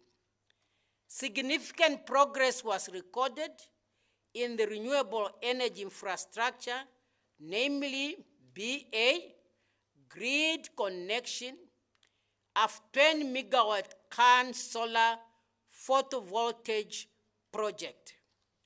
B, commencement of the construction on the 40 megawatt Oshkoto biomass and 100 megawatt solar PV plant. And number C, the NAMPower engineering procurement and construction bid for 120 megawatt solar PV generation. D, depleted before September 2025. To ensure broader participation by local communities and stakeholders, 57 have been issued, generating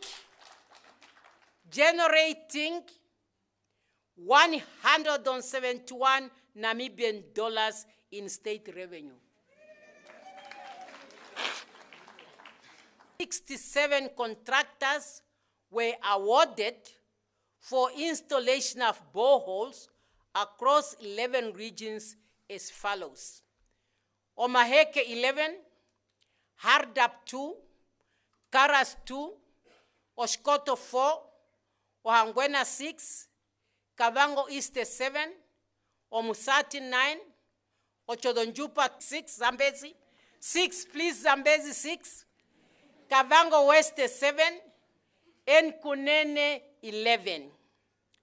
And number B, addressed, allowing for renewed focus on the sector's growth and stability with good number of fishermen of the national airline and upgrading to the roads already under construction. During the period under review, in rural areas, construction of low-volume sealed roads and gravel road is ongoing in Zambezi, Ohangwena, Kavango East, Kavango West, Omsati, Oshkoto, and Ochodonjupa regions. Then key legislative development. During my maiden State of Nation address on the 24th April 2025, I called on you, the public, to make submission on any law that you consider to be a hindrance to service delivery. The response was very positive, and those laws are now on the dashboard at the Ministry of Justice and Labor, where they are receiving the attention they deserve. And I want to thank you, fellow Namibians, for responding to my call. Over and above those identified through the public call, several priority bills have progressed, with 2 already tabled for debate in the National Assembly. And these are the Land Bill and the Regional Council Amendment Bill, while others are at a different stage of law-making process.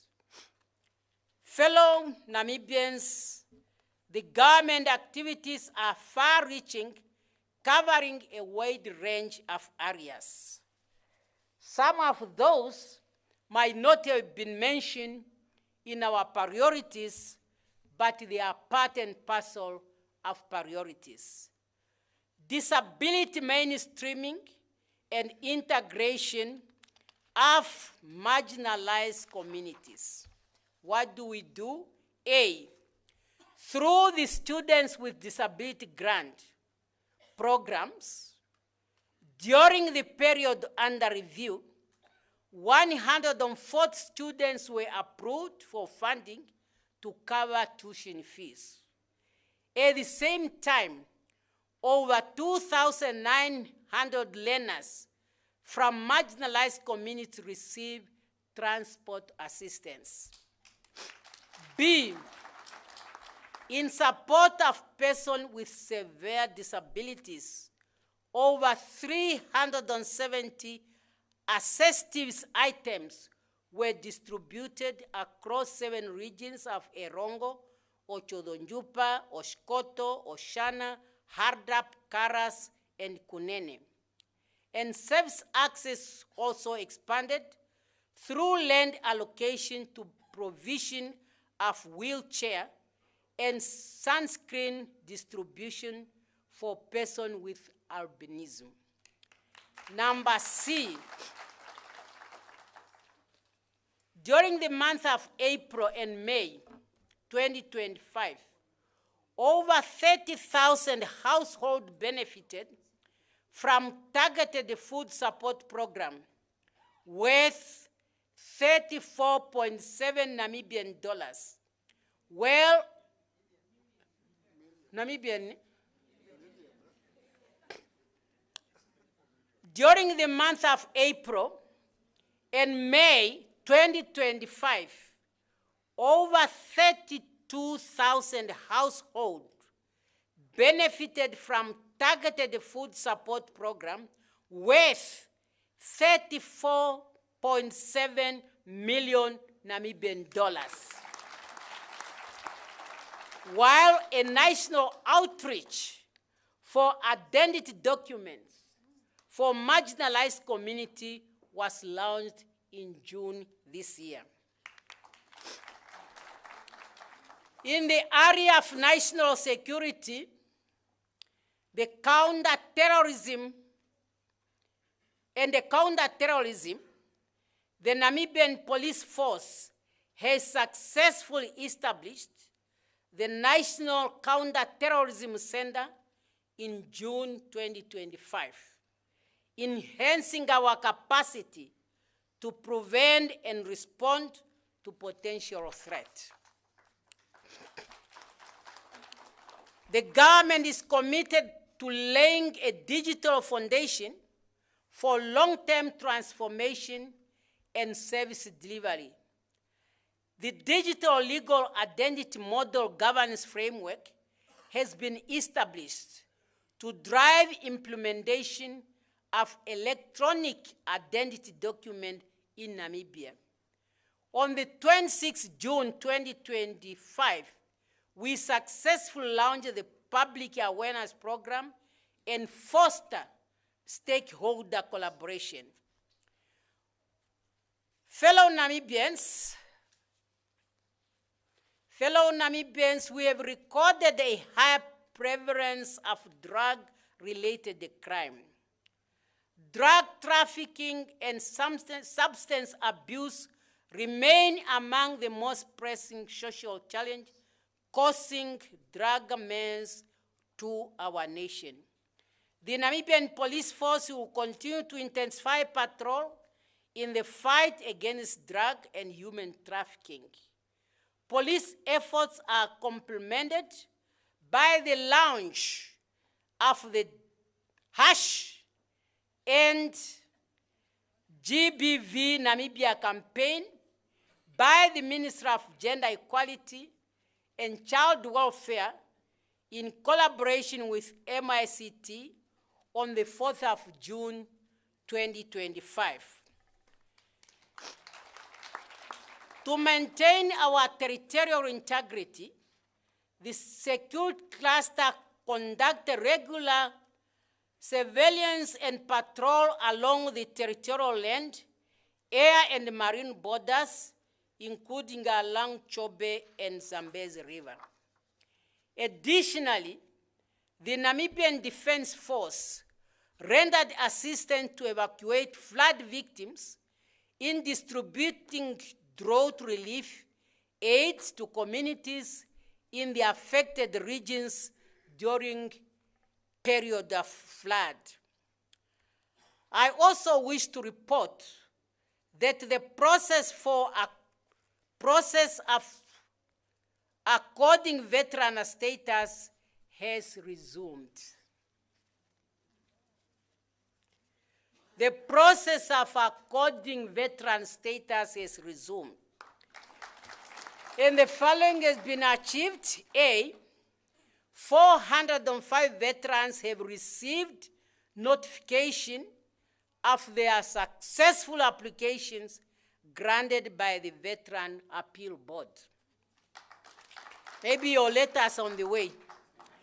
B, 218 applicants were vetted during May 2025 and are due to receiving their improvement of welfare grant by the end of this month.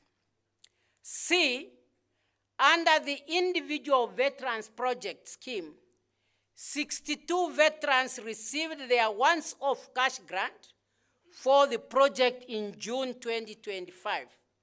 An internal verification process are at an advanced stage to disburse the project grant for remaining 315 eligible beneficiaries. The government undertakes to ensure that payment of the once-off lump sum is affected to all beneficiaries who have been notified during the current financial year. In regards to defense industry, the Line Ministry convened an engagement with key stakeholders of the August 26 Group Company on 21st June 2025 to evaluate the performance of the industry and to come up with institutional reforms that will capacitate the defense industry with the aim of improving performance. Those developments reflect our unwavering commitment to innovation, security, and excellent public service. Fellow Namibians, the past 3 months, we have established a strong foundation in the offices. However, we agree considerable work remains to be done, and NDP6 is the roadmap. Going forward, the Prime Minister, ministers have to provide the regular progress report to the nation on their respective sectors. And as your president, I count on your concerted efforts. All Namibians, including the youth, academia, civic organization, business communities, church, traditional authorities, and our development partner in this road. Let us continue to work together, united by a common purpose and a shared vision to overcome challenges and build a more inclusive, united, and a prosperous Namibia. Fellow Namibians, having now account for the work of 3 months in the office, it's now my singular honor to officially launch the 6th National Development Plan 2025-2030 and ask all of you to come on board. It is our plan. It is workable. It can be done. I am sure you are all committed. We are all determined. We are going to make it. Thank you for your kind attention. Thank you for your support.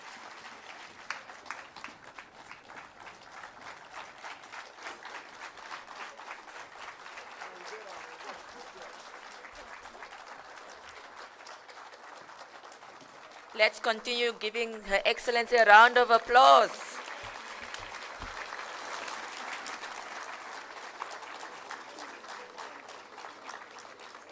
Thank you very much, Comrade President. You may all take your seats. I think we can all attest that this was a pragmatical account of the 3 months in office of the 8th administration, a true account by our first citizen and our Commander-in-Chief, Her Excellency President Netumbo Nandi-Ndaitwah. Comrade President, we thank you once again. Ladies and gentlemen, moving swiftly through our program, we're now at the point where we give the opportunity for questions and answers.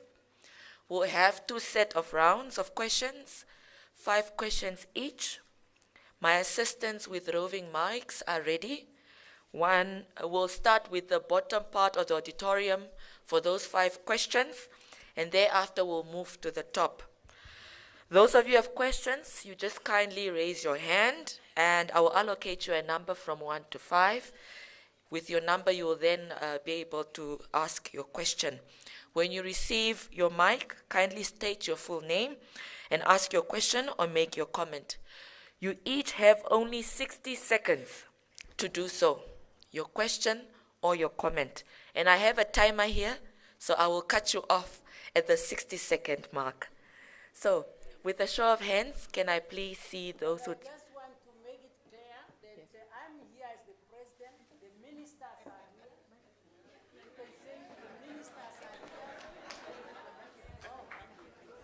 Yes, I have given the report, and the ministers are here.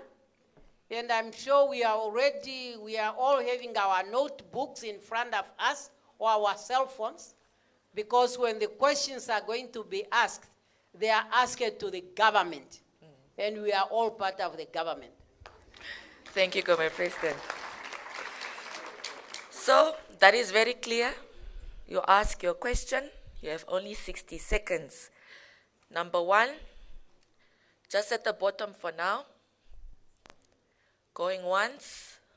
Yes, I've noted and I've given you your number 1. The rest is a countdown for anyone who else. If we end here at the bottom, I will not give you a chance anymore. We'll move to the top. So going once, twice. Very good. We have 1 question. Please state your full name and your question. Thank you very much. Thank you very much. My name is Matthew Ashongo, and I'm the chairperson of the National Federation of People with Disability in Namibia. Thank you, Comrade President, for your words, for inclusivity. But still, President, we do have mothers, the caretakers of persons with disabilities. I believe the NDP6 can look at that so that also they can get support. Lastly, I would like to ask you, Comrade President, how far is your administration committed to the wish of the President of 3,000? Thank you. Okay. Thank you very much. Just to ensure we got your question right, you are advocating for funding for caretakers of children that are living with disabilities, and the question around the 3,000 grant. Very good. I will now move over to the top. Justine, do we have a roving mic at the top? Because this was only 1 question. I will take a full set of 5 to just complete the questions to 6. I have a hand there. That is number 1. Any more questions?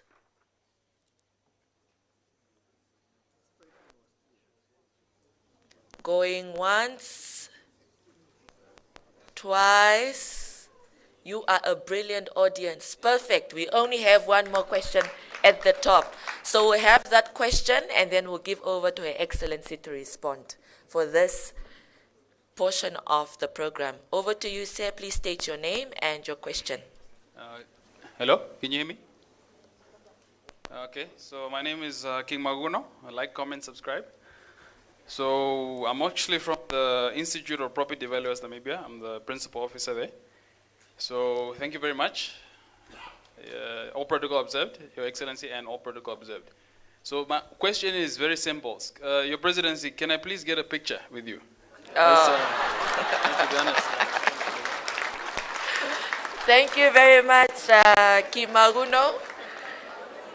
Ladies and gentlemen, it seems we only have 1 question and 1 request, Your Excellency. I would like that, Justine, can you please provide a microphone? Oh, there's 1 more. Oh, I see. We have the Honorable Minister of Education, Arts, Culture, Innovation, Sports to make a comment, I believe. Over to you, Honorable Minister. Thank you, Director of Ceremony. Thank you, esteemed our Excellency, Dr. Netumbo Nandi-Ndaitwah. We thank you very much for the comprehensive and detailed report, Your Excellency. I wish to just add, as a part of a response in terms of children with disabilities. So we have what we call resource schools, 12 resource schools. They are former special schools across the country. We have 2 years ago expanded to Elua to add to the school for visually impaired, the school for hearing impaired. We've also then opened a school for intellectual impairment at Elua. So we've got 3 schools for intellectual impairment. Now we need to understand also that at the moment, with the budgetary provisions that are made for basic education and the education grant, we've got a grant policy. And Your Excellency, we have made an intentional and deliberate decision. And we've actually started years ago in our Angwena region, when I was a director there. We expanded on national level. We now have 5-fold the amount that a child in mainstream gets, we have for children with special needs in our resource schools and also in the resource units. Because we realize that children with disabilities and children with special needs require additional equipment and assistive devices. So in addition to 5 times the amount, sir, that is paid directly into the school account, we are in the process of procuring assistive devices for children with disabilities within our schools. And we will continue to give an update. Thank you, Honorable Minister. Really appreciate it. Justine, we will now give the microphone to Her Excellency. She essentially had one question and one request. Good luck to the gentleman upstairs. Thank you very much.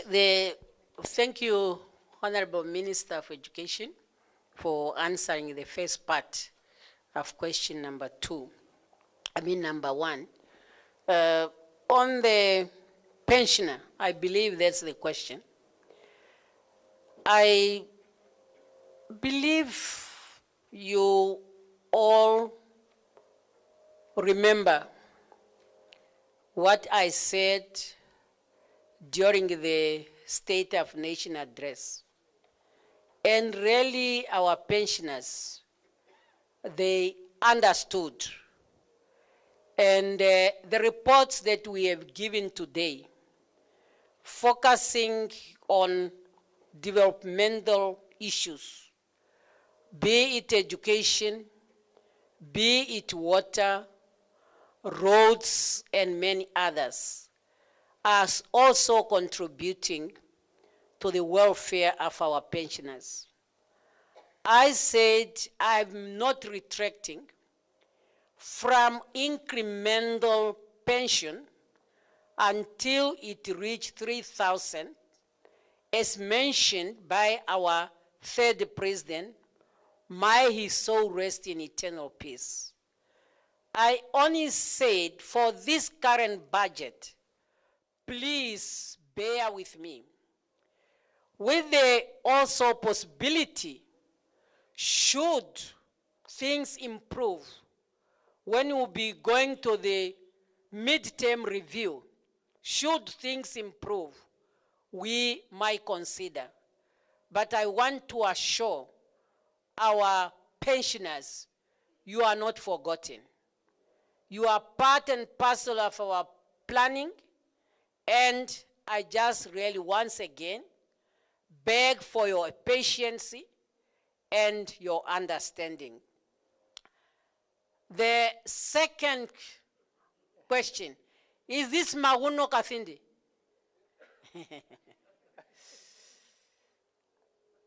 Okay, can I disclose everything now? Now, Maguno, you can come down for your photo. You know, Maguno, yes, you can do it now. As maybe a grade 3 child, learner. And I was going to school with my children. I haven't seen him in a long time. Every time I pick up the boys, Maguno will say, my president, you are going to be the president.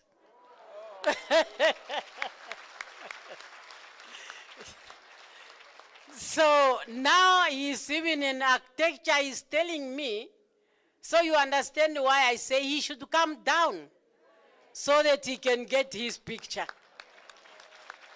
That was all the time, Maguno. You are my president. You are my president. I'm going to vote for you. You are my president. So let him have his picture.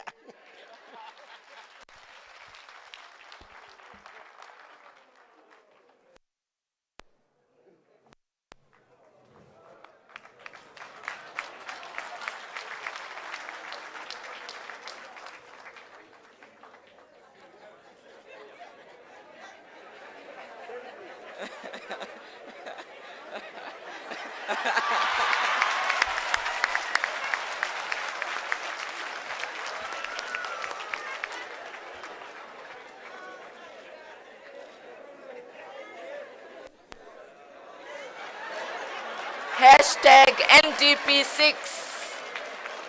Hashtag 8th administration.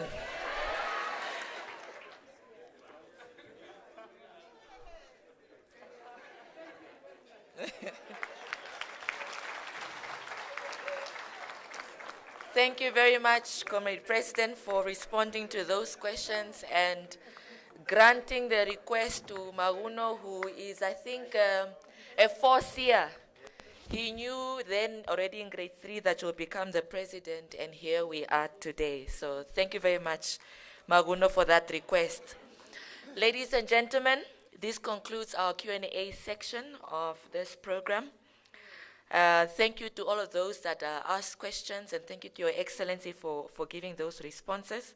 As Her Excellency has indicated in her very well elaborated speech, which I think is reflective of the limited Q&A session, which was very, very clear, she indicated that going forward, the Prime Minister and ministers will deliver quarterly progress reports on their respective sectors at the Government Information Center, I must add. So please tune into those sessions. I'm taking the time to advertise the Government Information Center. Thank you very much. Moving on into the next item on our program, I would like to invite Ms. Kledura Imalwa, MD of JRK Global Energy, to present her congratulatory message. Mrs. Imalwa.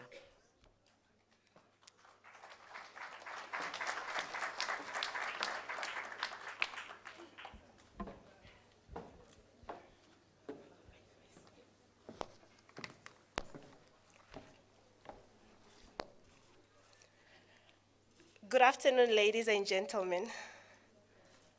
Madam President, Her Excellency Dr. Netumbo Nandi-Ndaitwah, our first gentleman, Lieutenant General Ndenga-Ndaitwah, I'm not going to refer to you as retired, knowing that a general is always a general, and I know you still have eyes everywhere. Director of Ceremonies, allow me to stand on the protocol already established. My name is Kledura Imalwa, and my task this afternoon is really just a simple one. So when I heard about the 100 days of Madam President in office, I decided to write her a letter just to appreciate her and show her that we value her as a nation.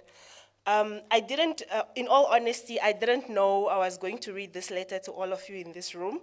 So you are all very, very fortunate to have the contents of this heartfelt letter that I wrote to the President.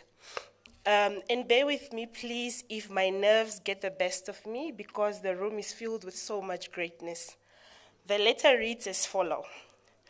Dear Madam President, on the 29th of October, a calm and soft-hearted person was born into a Christian family in the northern part of Namibia. Raised with strong cultural, traditional, and spiritual values, she was mentored by her parents to fear God and live by the 10 commandments, especially the 5th, honoring your father and mother. It was this foundation that shaped the future of a woman destined to lead. That woman is the daughter of the soil, the first president of the Republic of Namibia, Her Excellency Dr. Ndempelila Netumbo Nandi-Ndaitwah. On the 21st March 2025, history was made, not only in Namibia but across the world, as we witnessed your inauguration as the first duly elected female president. Even the heavens celebrated that moment, blessing the day gracefully. I think we all know what happened on that day, days leading to that day, and sometimes during the political rallies when the president would, that time it was the president candidate, when she would go to the podium, it will start raining. I think we all know what that means. On that day, you took an oath to serve the people of Namibia with integrity. 100 days later, we have already seen the impact of your leadership across all corners of the land of the brave. I think we've also just heard the achievements right now. It really shows that the President and her team really hit the ground running. Congratulations, Your Excellency, Madam President. You have ushered in a new kind of leadership, one rooted in integrity, unity of purpose, and bold actions. As many of us now say with pride, it is indeed business unusual. Your Excellency, allow me to share what your presidency means to me, a young woman. Your election is not merely a political milestone. It is a transformational symbol of what is possible. You serve as a beacon of hope and inspiration to me and countless young women around the globe. Your leadership is a powerful signal to every girl and woman that their dreams are valid, and their voices matter. You are not just our head of state. You are a symbol of what is possible. I witnessed your strength and determination during the campaign as we proudly chanted, "The future is female, the future is female." That future is today. We are experiencing it right now. I know the road to the high office was not easy, but you persevered. You showed up for all of us to bring about change to a country you dedicated your entire youth life, the country you have loved and fought for. Your footprint in the history of the liberation struggle of Namibia as a youth activist and to your decades of public service in an independent Namibia, your legacy is etched in the books. It is without a doubt, you were born and destined for this responsibility, Madam President. 100 days into your presidency, you instilled hope and restored confidence among the Namibian people. Let me tell you, Madam President, that young people are feeling energized and optimistic and inspired by the initiatives your administration has already set in motion. Your continued emphasis on women inclusion in critical sectors like mining, oil, and gas is a special encouragement, not only to me, but to many youth of this land. This gives women in the industry confidence, not entitlement, but empowerment to work hard and earn our place at the table of decision-making. Your Excellency, it is not just about opening doors. It's about empowering us to walk on equal foot with our male counterparts to contribute equally and meaningfully to the decisions that shape our nation. As an exploration engineer in the mining and oil and gas and managing director of an SME JRK Global Energy, a young woman building her career in a male-dominated industry, I carry your story with me every day. I reflect on your journey when facing challenges. I remind myself, Meme didn't give up, so why should I? If you had given up, would we be here today speaking about the 100 days leadership of first female president in Namibia? No. That question continues to push me forward, especially on days I failed to show up for myself. The inclusion of young people in the executive arm of the country demonstrates passion for youth empowerment. Your Excellency, Madam President, you are the role of many youths. Thank you, Madam President, for showing us what true visionary leadership with heart, clarity, and purpose looks like. Your leadership focused on creating a vision for future and inspire many Namibians, especially the youth, to make it a reality. Your leadership set clear goals, we can see in the NDP6. Create a shared vision and motivate those around you to take action in order to achieve the desired goal. Your leadership has strong communication skills and are able to look at a big picture while inspiring your team to work together and encourage problem-solving, innovation, and unity. Thank you, Your Excellency, Madam President, for restoring hope, unity, and confidence in the Namibian nation. Thank you for being youth and women advocate for many years, and thank you very much for being the grandmother for many orphans, and thank you very much for being a mother to all Namibians. We now believe because you believed first. Here's to 100 days and many more days and years to come under your great leadership. I wish you continued strength, good health, wisdom, and God's abundant blessing. With deep respect and admiration, Cledora Imalwa. So there ends the love letter. The letter is actually accompanied by 100 roses. So when I was picking out the roses, I was kind of confused. Should I pick red roses? Should I choose white roses? So then I had to Google. You know, Google is your friend, right? So this is what Google told me. White roses symbolize purity, sincerity, and new beginnings. Message they convey: honoring integrity, humble service, and the start of a hopeful journey. Best for formal or spiritual appreciation, or when the tone is meant to be serene or dignified. Now you guys can all see the red roses, so you want to know what they symbolize, right? So red roses symbolize deep respect, admiration, love, and courage. Message they convey: passionate appreciation, strong leadership, and commitment. Best for celebrating impactful leadership and emotional connection to the leader's vision. I think now you all know why I picked them.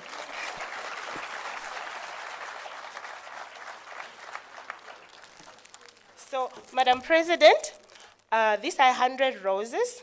Each rose represents every day that you woke up like a flower, blossoming, showing up in your softness to lead the Namibian nation and rising above challenges.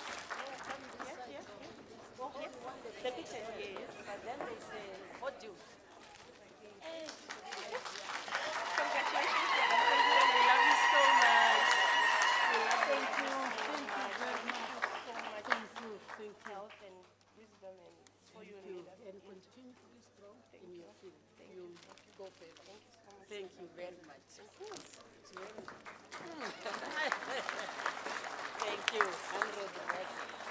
Another round of applause for Mrs. Imalwa and Her Excellency.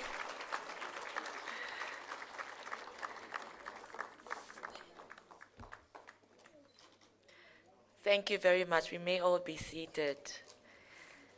Thank you, Ms. Imalwa, for delivering that heartfelt letter, which I think warmed all of our hearts, and I know Her Excellency appreciated very much. Ladies and gentlemen, we are now swiftly moving to the conclusion of our program. And to offer some closing remarks and deliver a vote of thanks, assist me in inviting Kachina Kachi's finest, a man who only drinks mutete juice, and Mr. Njikiti himself, the Right Honorable Prime Minister, Dr. Situnga Elijah Ngurare, to offer us a vote of thanks.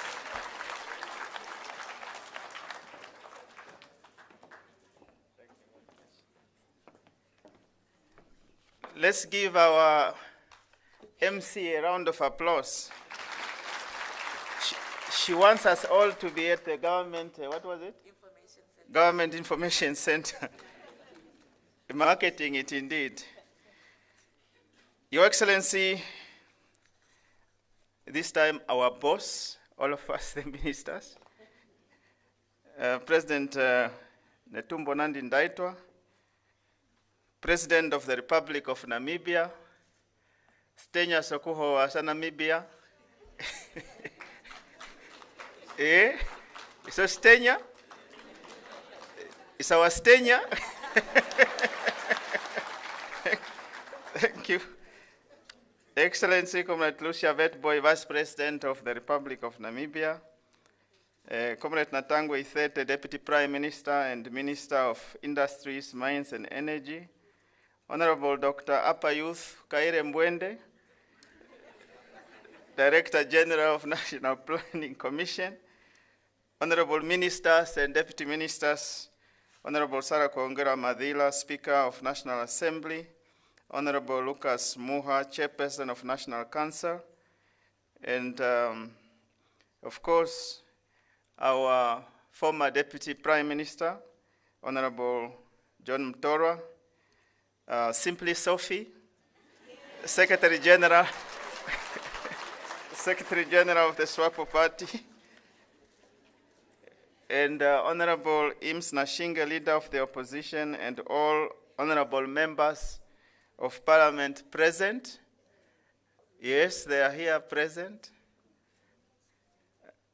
Yeah, here, yes.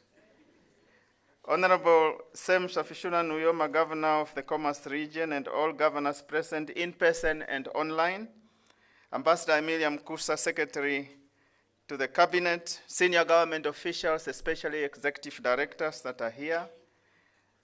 Prof. Kenneth Matengu, in his place, there's another gender, Professor Namira, yes, Vice Chancellor of the University of Namibia, and our host, Your Excellencies, members of the Diplomatic Corps, distinguished invited guests, and Your Excellency Mahuno,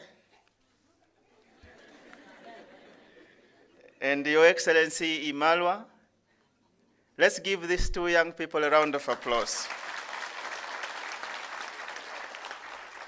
Members of the media, ladies and gentlemen, I have had to go through it all so that I don't leave out anyone, because you have been a remarkable audience, and in particular, our students. So let's give them a round of applause. And one of those students that had just graduated not too long ago is our mayor of the city of Windhoek.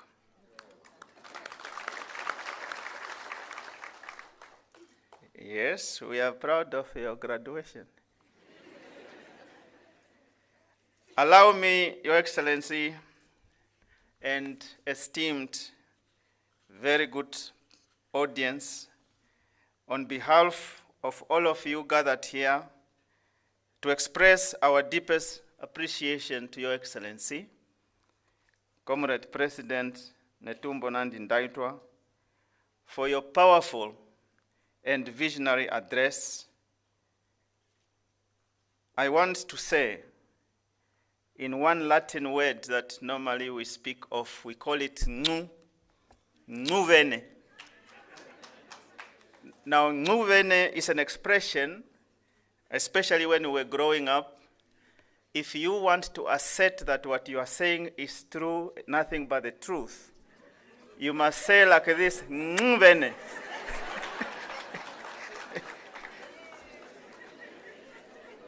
Your words of today reaffirm the bold and purposeful leadership that is now shaping our national direction with clarity, agency, and conviction. Nguvene. So the official launch of the 6th National Development Plan, alongside the report of the first 3 months of this administration, is not a ceremonial occasion. It is a commitment and an account to you, the electorate. It is a public declaration that we are serious about delivery and serious about reform. NDP6, as Her Excellency and Excellency have articulated, is not just a planning tool. It is the people's plan, our plan, drawn from the SWAPO Party election manifesto and grounded in the aspirations of citizens across all corners of our country. It would be amiss if I did not commend the Vice Chancellor, as represented our host, for all the efforts that have gone into making this event a reality. Our Simply Sophie, Comrade Secretary General of the party, thank you for your leadership and guidance over the past 3 months. Thank you, Comrade Simply Sophie. And we say that as colleagues in the cabinet as well as in the National Assembly. You have seen her, you have observed how active and participative she has been throughout this past 3 months. So we are appreciative, Comrade Simply Sophie, and I know that you have inspired many Simply Sophies. Our appreciation also goes to the National Planning Commission, NPC, the Ministry of Finance, and all stakeholders for their input in both NDP6 and the comprehensive 3-month performance reports we have just received. You are highly commended for your valuable input. To the media houses, thank you very much for your patriotic work of informing the Namibian people about what we are doing. Thank you, NBC, and I think by so doing through the minister that is our MC, for ensuring that this message has reached all corners of the country. Thank you, media. We rarely do so, but I think let's give them a round of applause. Your Excellency, Comrade Vice President, Comrade Deputy Prime Minister, Comrade Ministers, Comrade Deputy Ministers, Secretary to the Cabinet, Executive Directors, personal assistants to the ministers, the technical teams in the Office of the President and in the Office of the Prime Minister. I place on record our appreciation for your relentless dedication, hard work, and what I call smiles of sleepless nights, which were harvested in the process of preparing for this day. Let's give them all a round of applause. As Prime Minister, I view this plan as a social contract between the government and the people.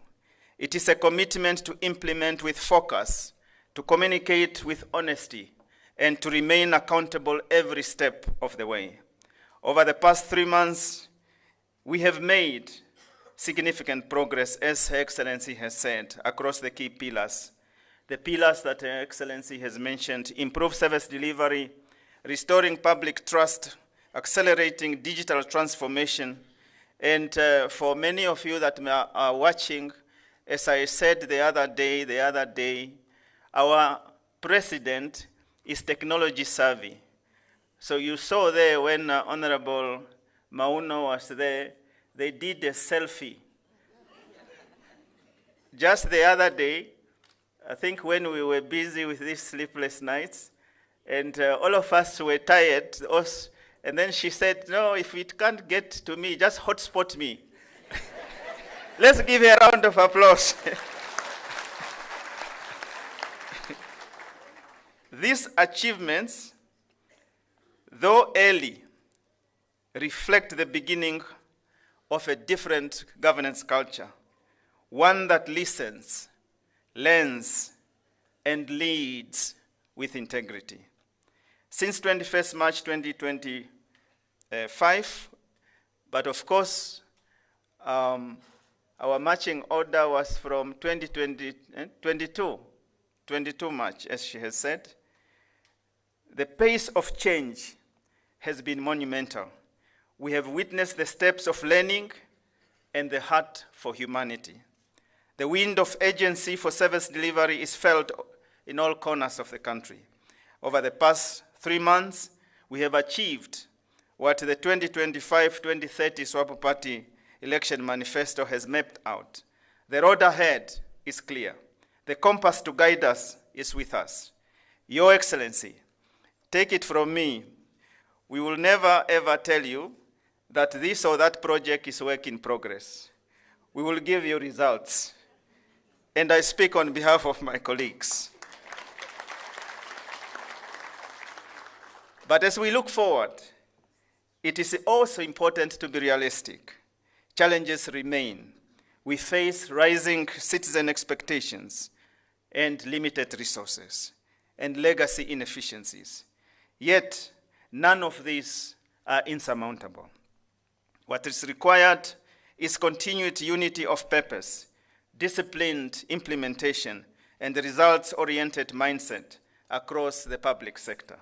Today, I therefore call upon every office, ministry, agency, state-owned enterprises, regional councils, local authorities to fully align their work to the national development priorities we have set. I call on the private sector, as Her Excellency has done, and expand and amplify on that to call on trade unions, all opposition parties in parliament, including those that are here and those that are watching, civil society and development partners to walk this journey with us. And I call on every Namibian, young and old, to believe in the possibility of renewal and to contribute in whichever way they can to the nation-building effort. We are encouraged that we are not starting from zero, but building on the strong foundation which was laid by those that went before us. We also remember and bow in so doing. We remember those whose blood waters our freedom. Let this launch be the moment we turn the page.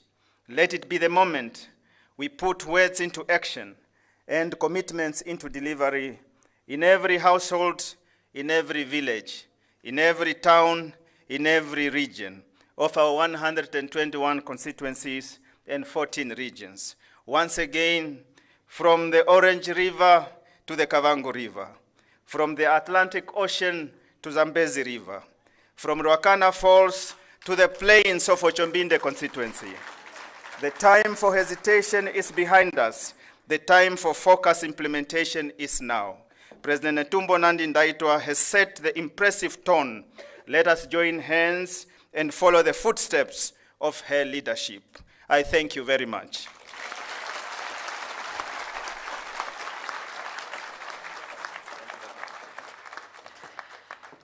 Let's give our Right Honorable Prime Minister another round of applause as he takes his seat. Thank you for thanking all of us for being here at this significant occasion. Ladies and gentlemen, we are swiftly coming to the end of our program. Just a couple of announcements from me. The statement of Her Excellency the President is available and is currently circulating on various media platforms. If you'd like a copy of it, please find your way on the different websites of government, whether it's the Presidency, Office of the Presidency website, to get that statement. In terms of the National Development Plan 6, all three documents are available online. We have only printed a few copies here for the launch. Like I said earlier, we are going digital. So as you exit the foyer, the auditorium, and you head to the foyer, you'll find a QR code on the walls.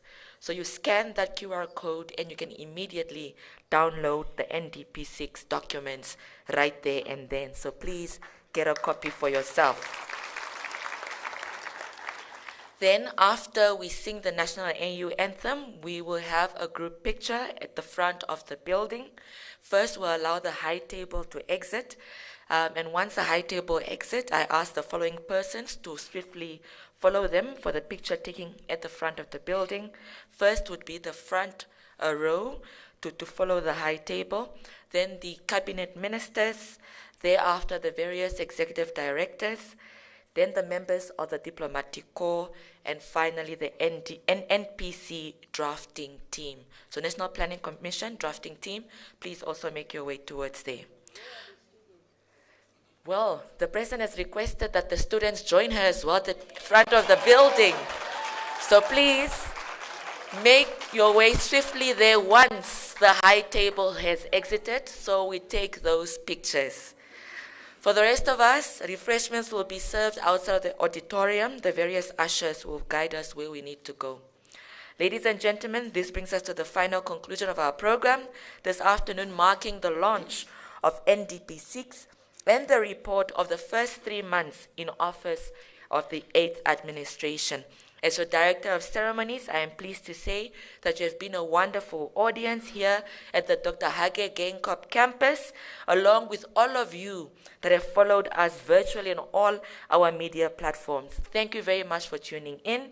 And with that said, I kindly ask you to rise for the AU and the national anthems.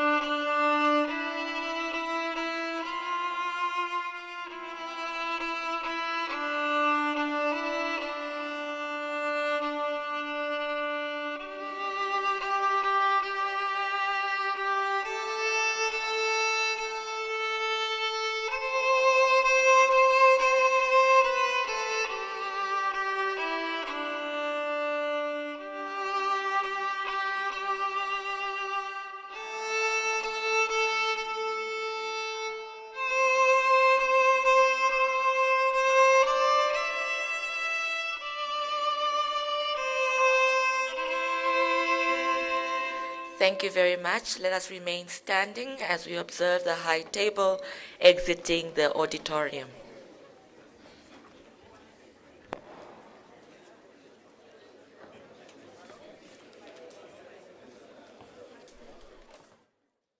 Well, there we have it. That's the conclusion of the official launch of the Namibia Development Plan 6, or the NDP 6, which is a part of a number of framework plans that were leading us up to Vision 2030, the last one out of the 6, and which one might be the one that has the biggest pressure in as far as achievement is concerned, and performance and implementation of that plan is concerned. There, officiated by the Head of State, Her Excellency Netumbo Nandi-Ndaitwah, flanked by most heads of government, as well as parastatal public service, public executives, private sector, and international and diplomatic corps, of course, joining at the University of Namibia's Medical School at the Hakakingo campus, giving another symbolic signal, of course, to young people as well, in as far as the priority is concerned, and telling them that you are the ones responsible for owning the implementation of this plan. Also, vote of thanks delivered there by the Right Honourable Prime Minister, re-emphasising again the commitment to service and delivery by the new administration that has been done on a number of times on public platforms. Now, the most important thing for this afternoon is that there are two distinct documents that were released today. We've got the Namibia Development Plan 6, but at the same time as well, to keep with the culture of transparency and accountability and consultative democracy, she has also released a report that looks at the last 3 months, or the first 3 months rather, of the administration as well, so that we can be able to pinpoint and then draw our own conclusions. But before I say goodbye, I'm joined in the studio by Armando Peters, who is the Secretary General of the Political Society at the University of Namibia, second-year public management student, of course, the ones that we're looking forward to driving some of this agenda in the future. Armando, what are your initial impressions of the delivery there by the President? Ricardo, I must firstly say that, a policy fundamentally is a response to a problem. And in particular, when we are talking about a policy of such magnitude, which then becomes NDP6, let me give you a background on where this policy really comes from. This policy is the Sabo Party's election manifesto, and by politics, whoever takes national interest in terms of the elections, manifesto becomes the national government's developmental agenda for the country. Therefore, just to give a context on what this is, but really to firstly, before we go into the crux of NDP6, you need to understand, Ricardo, that one thing that really stood out for me in the President's address to the nation today was the accountability that the President first provided, in terms of saying that this was what I was manifesting to you when I said, get me into office. And in these 100 days, I can report on this. What particularly stood out for me is areas of interest on the youth, which the demographic that I represent. We spoke about, the President spoke about the capacity building for young people in various sectors of the economy. She equally spoke about one area that is very critical to me, about employment creation for young people. You understand, Ricardo, under which the President spoke about the internship, apprenticeship, the traineeships. And I can confidently say that within the 100 days of Excellency's presidency, I have some few friends of mine that have benefited from internship opportunities from government, some that are graduate trainees. And apparently a large cohort that's planning on going back to school next year. Exactly, you understand. So there is really so much excitement, and going back to school already tells us that it also bridges the gap, you understand, Ricardo. I was saying that, yes, there are so many people in my community that I come from, that young men that could not access higher learning because they did not have the means to. It's so hard outside there, Ricardo, that our young people cannot even get a mere $2,500 to access higher education, and then they are left home and relegated. But this move by Her Excellency mitigated immediately. Let's bring in Professor Kapama, that's also joining us online. Of course, the political and social commentator, and a very, very experienced academic joining us online. Just reflecting on this as well. Professor Kapama, you've heard the delivery from the President, of course, like you mentioned a bit earlier on. Such a large document, such an important one. Obviously, one speech is not going to do justice to it, but what are your initial impressions of what was delivered this afternoon?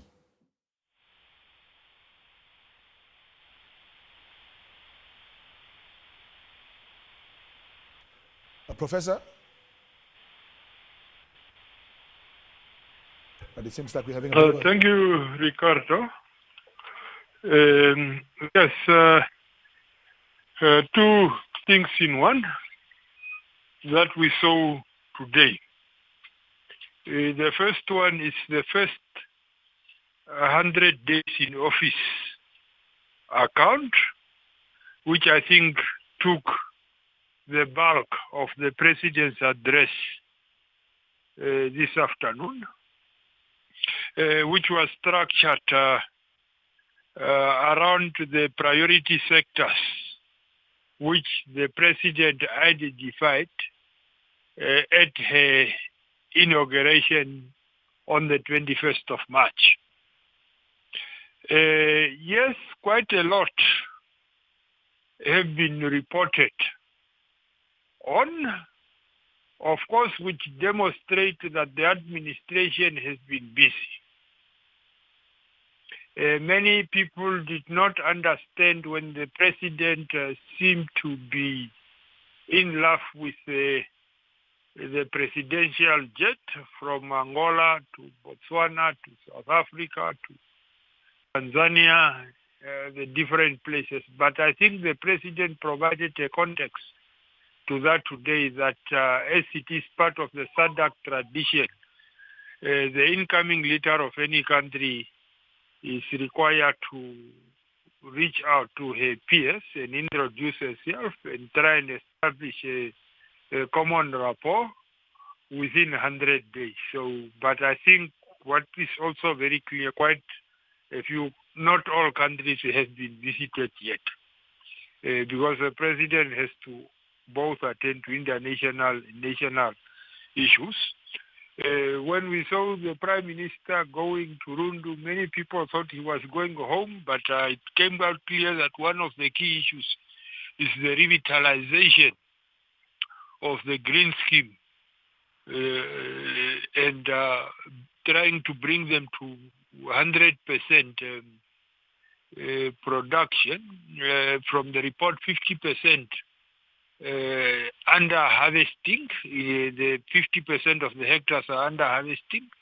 So now people can also relate to that. When they saw different ministers doing different things and reaching out, Minister of Urban and Rural Development, it came out clear. You could see why he went to Katima and to Opuo and different places. So that's what has come out. But I think this first part of the presidential address, one could say it was, yes, the 5 priority areas that were set, but it was also, you cannot say that government is not going to do anything until we have a plan. So it was more of a spontaneous response based on the priority areas that have been set. I will call it spontaneous because a lot of activities has been reported on, a lot of impact has been reported on, but what was the target? Has the target been met? So this first, there is no target to measure it because it was not set in advance. And then also in terms of the impact, let me just give you a very simple, simplified example. Let's say, for instance, it is reported that we have created or built 50 houses. Then one would want to see, okay, 50 houses is good, it's better than nothing. But in terms of does it in 100 days, does it, looking at if we take how many 100 days the president would have towards the end of the first term, how many houses would we have created? How would that have relieved the homelessness better? So one can also not go too much into impact, but the good thing is that in the first 100 days, government has been busy, and there were quite a lot of activities. Now, coming to the second part, which is the plan.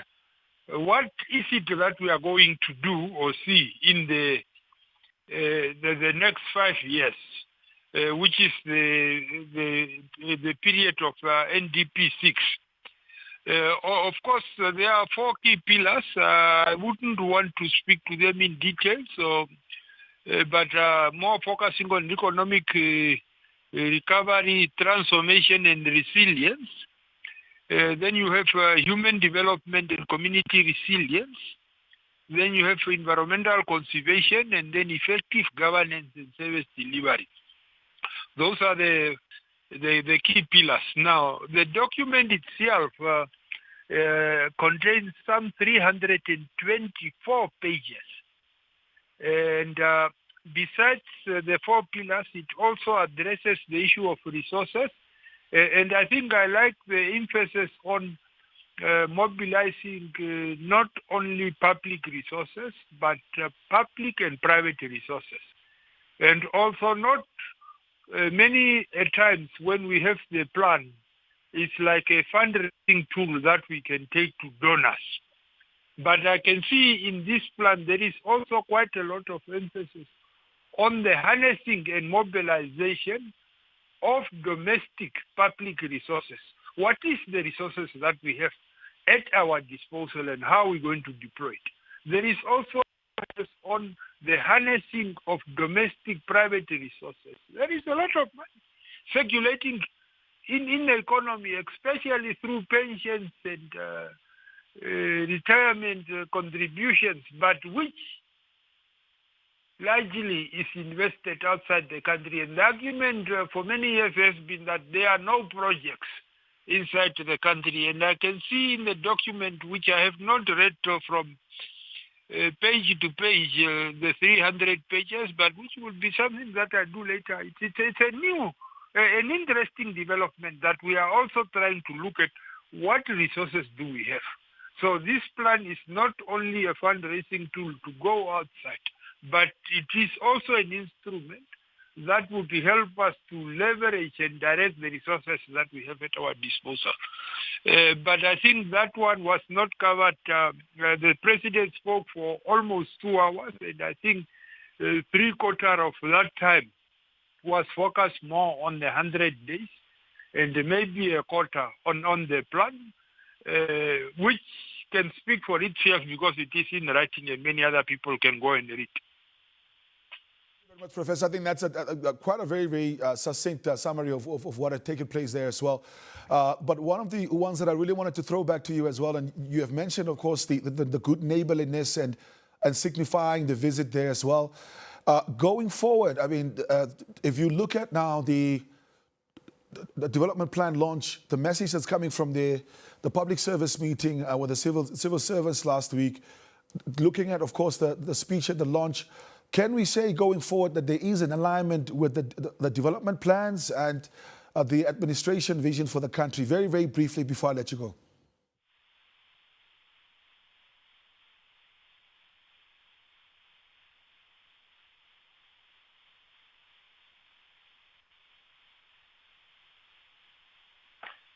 Yes, no, I think you see, as I said today, what has been happening in the 120 days, it was based more on, or what was reported on, was more on the priority sectors. I think there are 5 which were identified by the president at inauguration. Now, how do you take those sectors forward in the strategy in the NDP5? And of course, you can relate much broadly to that. If you take the agricultural sector, it could be very important for economic recovery. It could also be important for community resilience. Without good environmental stewardship, you would not be able to engage in sustainable economic activity.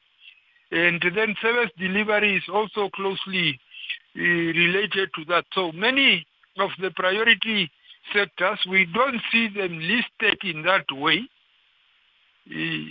in the national development plan, but when you are looking at the different objectives and the targets and strategies under the objectives, you could relate. There is some synergy. They are talking to each other. But the most important thing is, as I indicated when I was talking about the 100 days, what are the targets? What is the anticipated impact? And then, of course, the issues of the resources. That would complete the synergy that one would want to see in the plan. But Namibia is well known for having very good policies. Namibia is a leader in Africa when it comes to planning. But I think the challenges over the last years of Vision 2030 has been implementation. And that's why effective governance and service delivery, the emphasis on that may bring us to the implementation that we want for us to be able to meet the targets and also have the desired impact on society. Thank you, Ricardo. Thank you very much, Professor, for making time out to join us. Professor Fanel Kapama, they of course are very, very experienced, I think, political commentator and senior academic as well. Just reflecting on that, you know, the document that was launched today is quite a mouthful. I know that the Daily Roundup, for example, will be having a series where they're going to be breaking down the different pillars. Talking about the Daily Roundup as well, we'd just like to apologize for not bringing it. As you know, we were coming to you live from the University of Namibia's Medical School, and usually the program starts at 6 o'clock, but it will be back at the same time and same place tomorrow. Armando, before I let you go, in conclusion, as a young Namibian that's working for their nation one day, what is it that should be the key takeaway for you here? One or two key takeaways that I think young Namibians should take away from this conversation?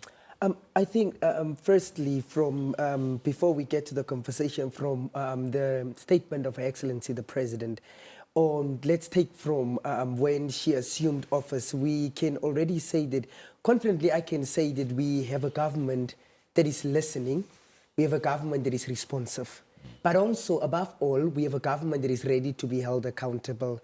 It is not very easy for a head of state to talk about governance and effective governance, because at times you need to hold responsible those that are very dear to you. You need to tell your cabinet colleagues that you are failing me here. You need to be able to tell a director that you are failing, you understand? So speaking about effective governance is one that I would want to take away, to say that I would like to employ every young person out there to start walking the talk, to walk alongside the president, to see where they can also be enablers of the NDP6 in terms of what they bring to the table. Is it in terms of the skills that they have, that they could bring into their communities? Is it in terms of their knowledge that they could share? But all of us to walk the talk and to say that it is not only one person's call, but it is a national call to realize NDP6. Failing on Vision 2030 is not President Netumbo's fault. It will be a national responsibility. So to say that young, old, we all have a responsibility to walk the talk with the president that says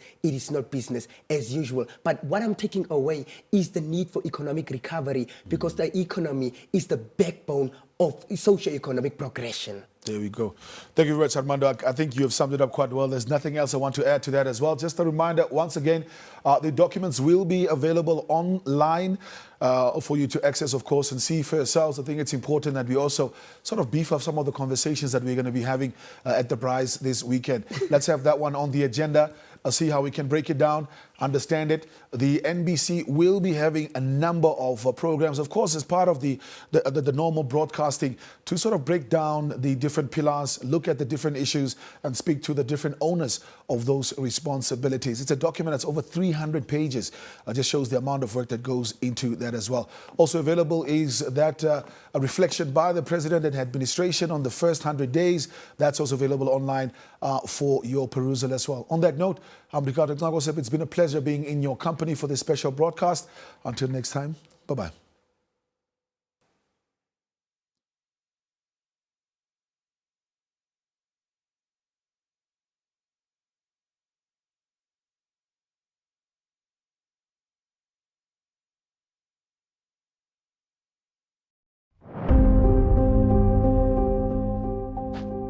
Is it love or a storm you never saw coming?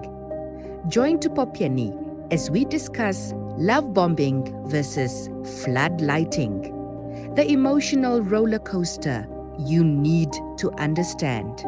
Only on NBC, your home channel.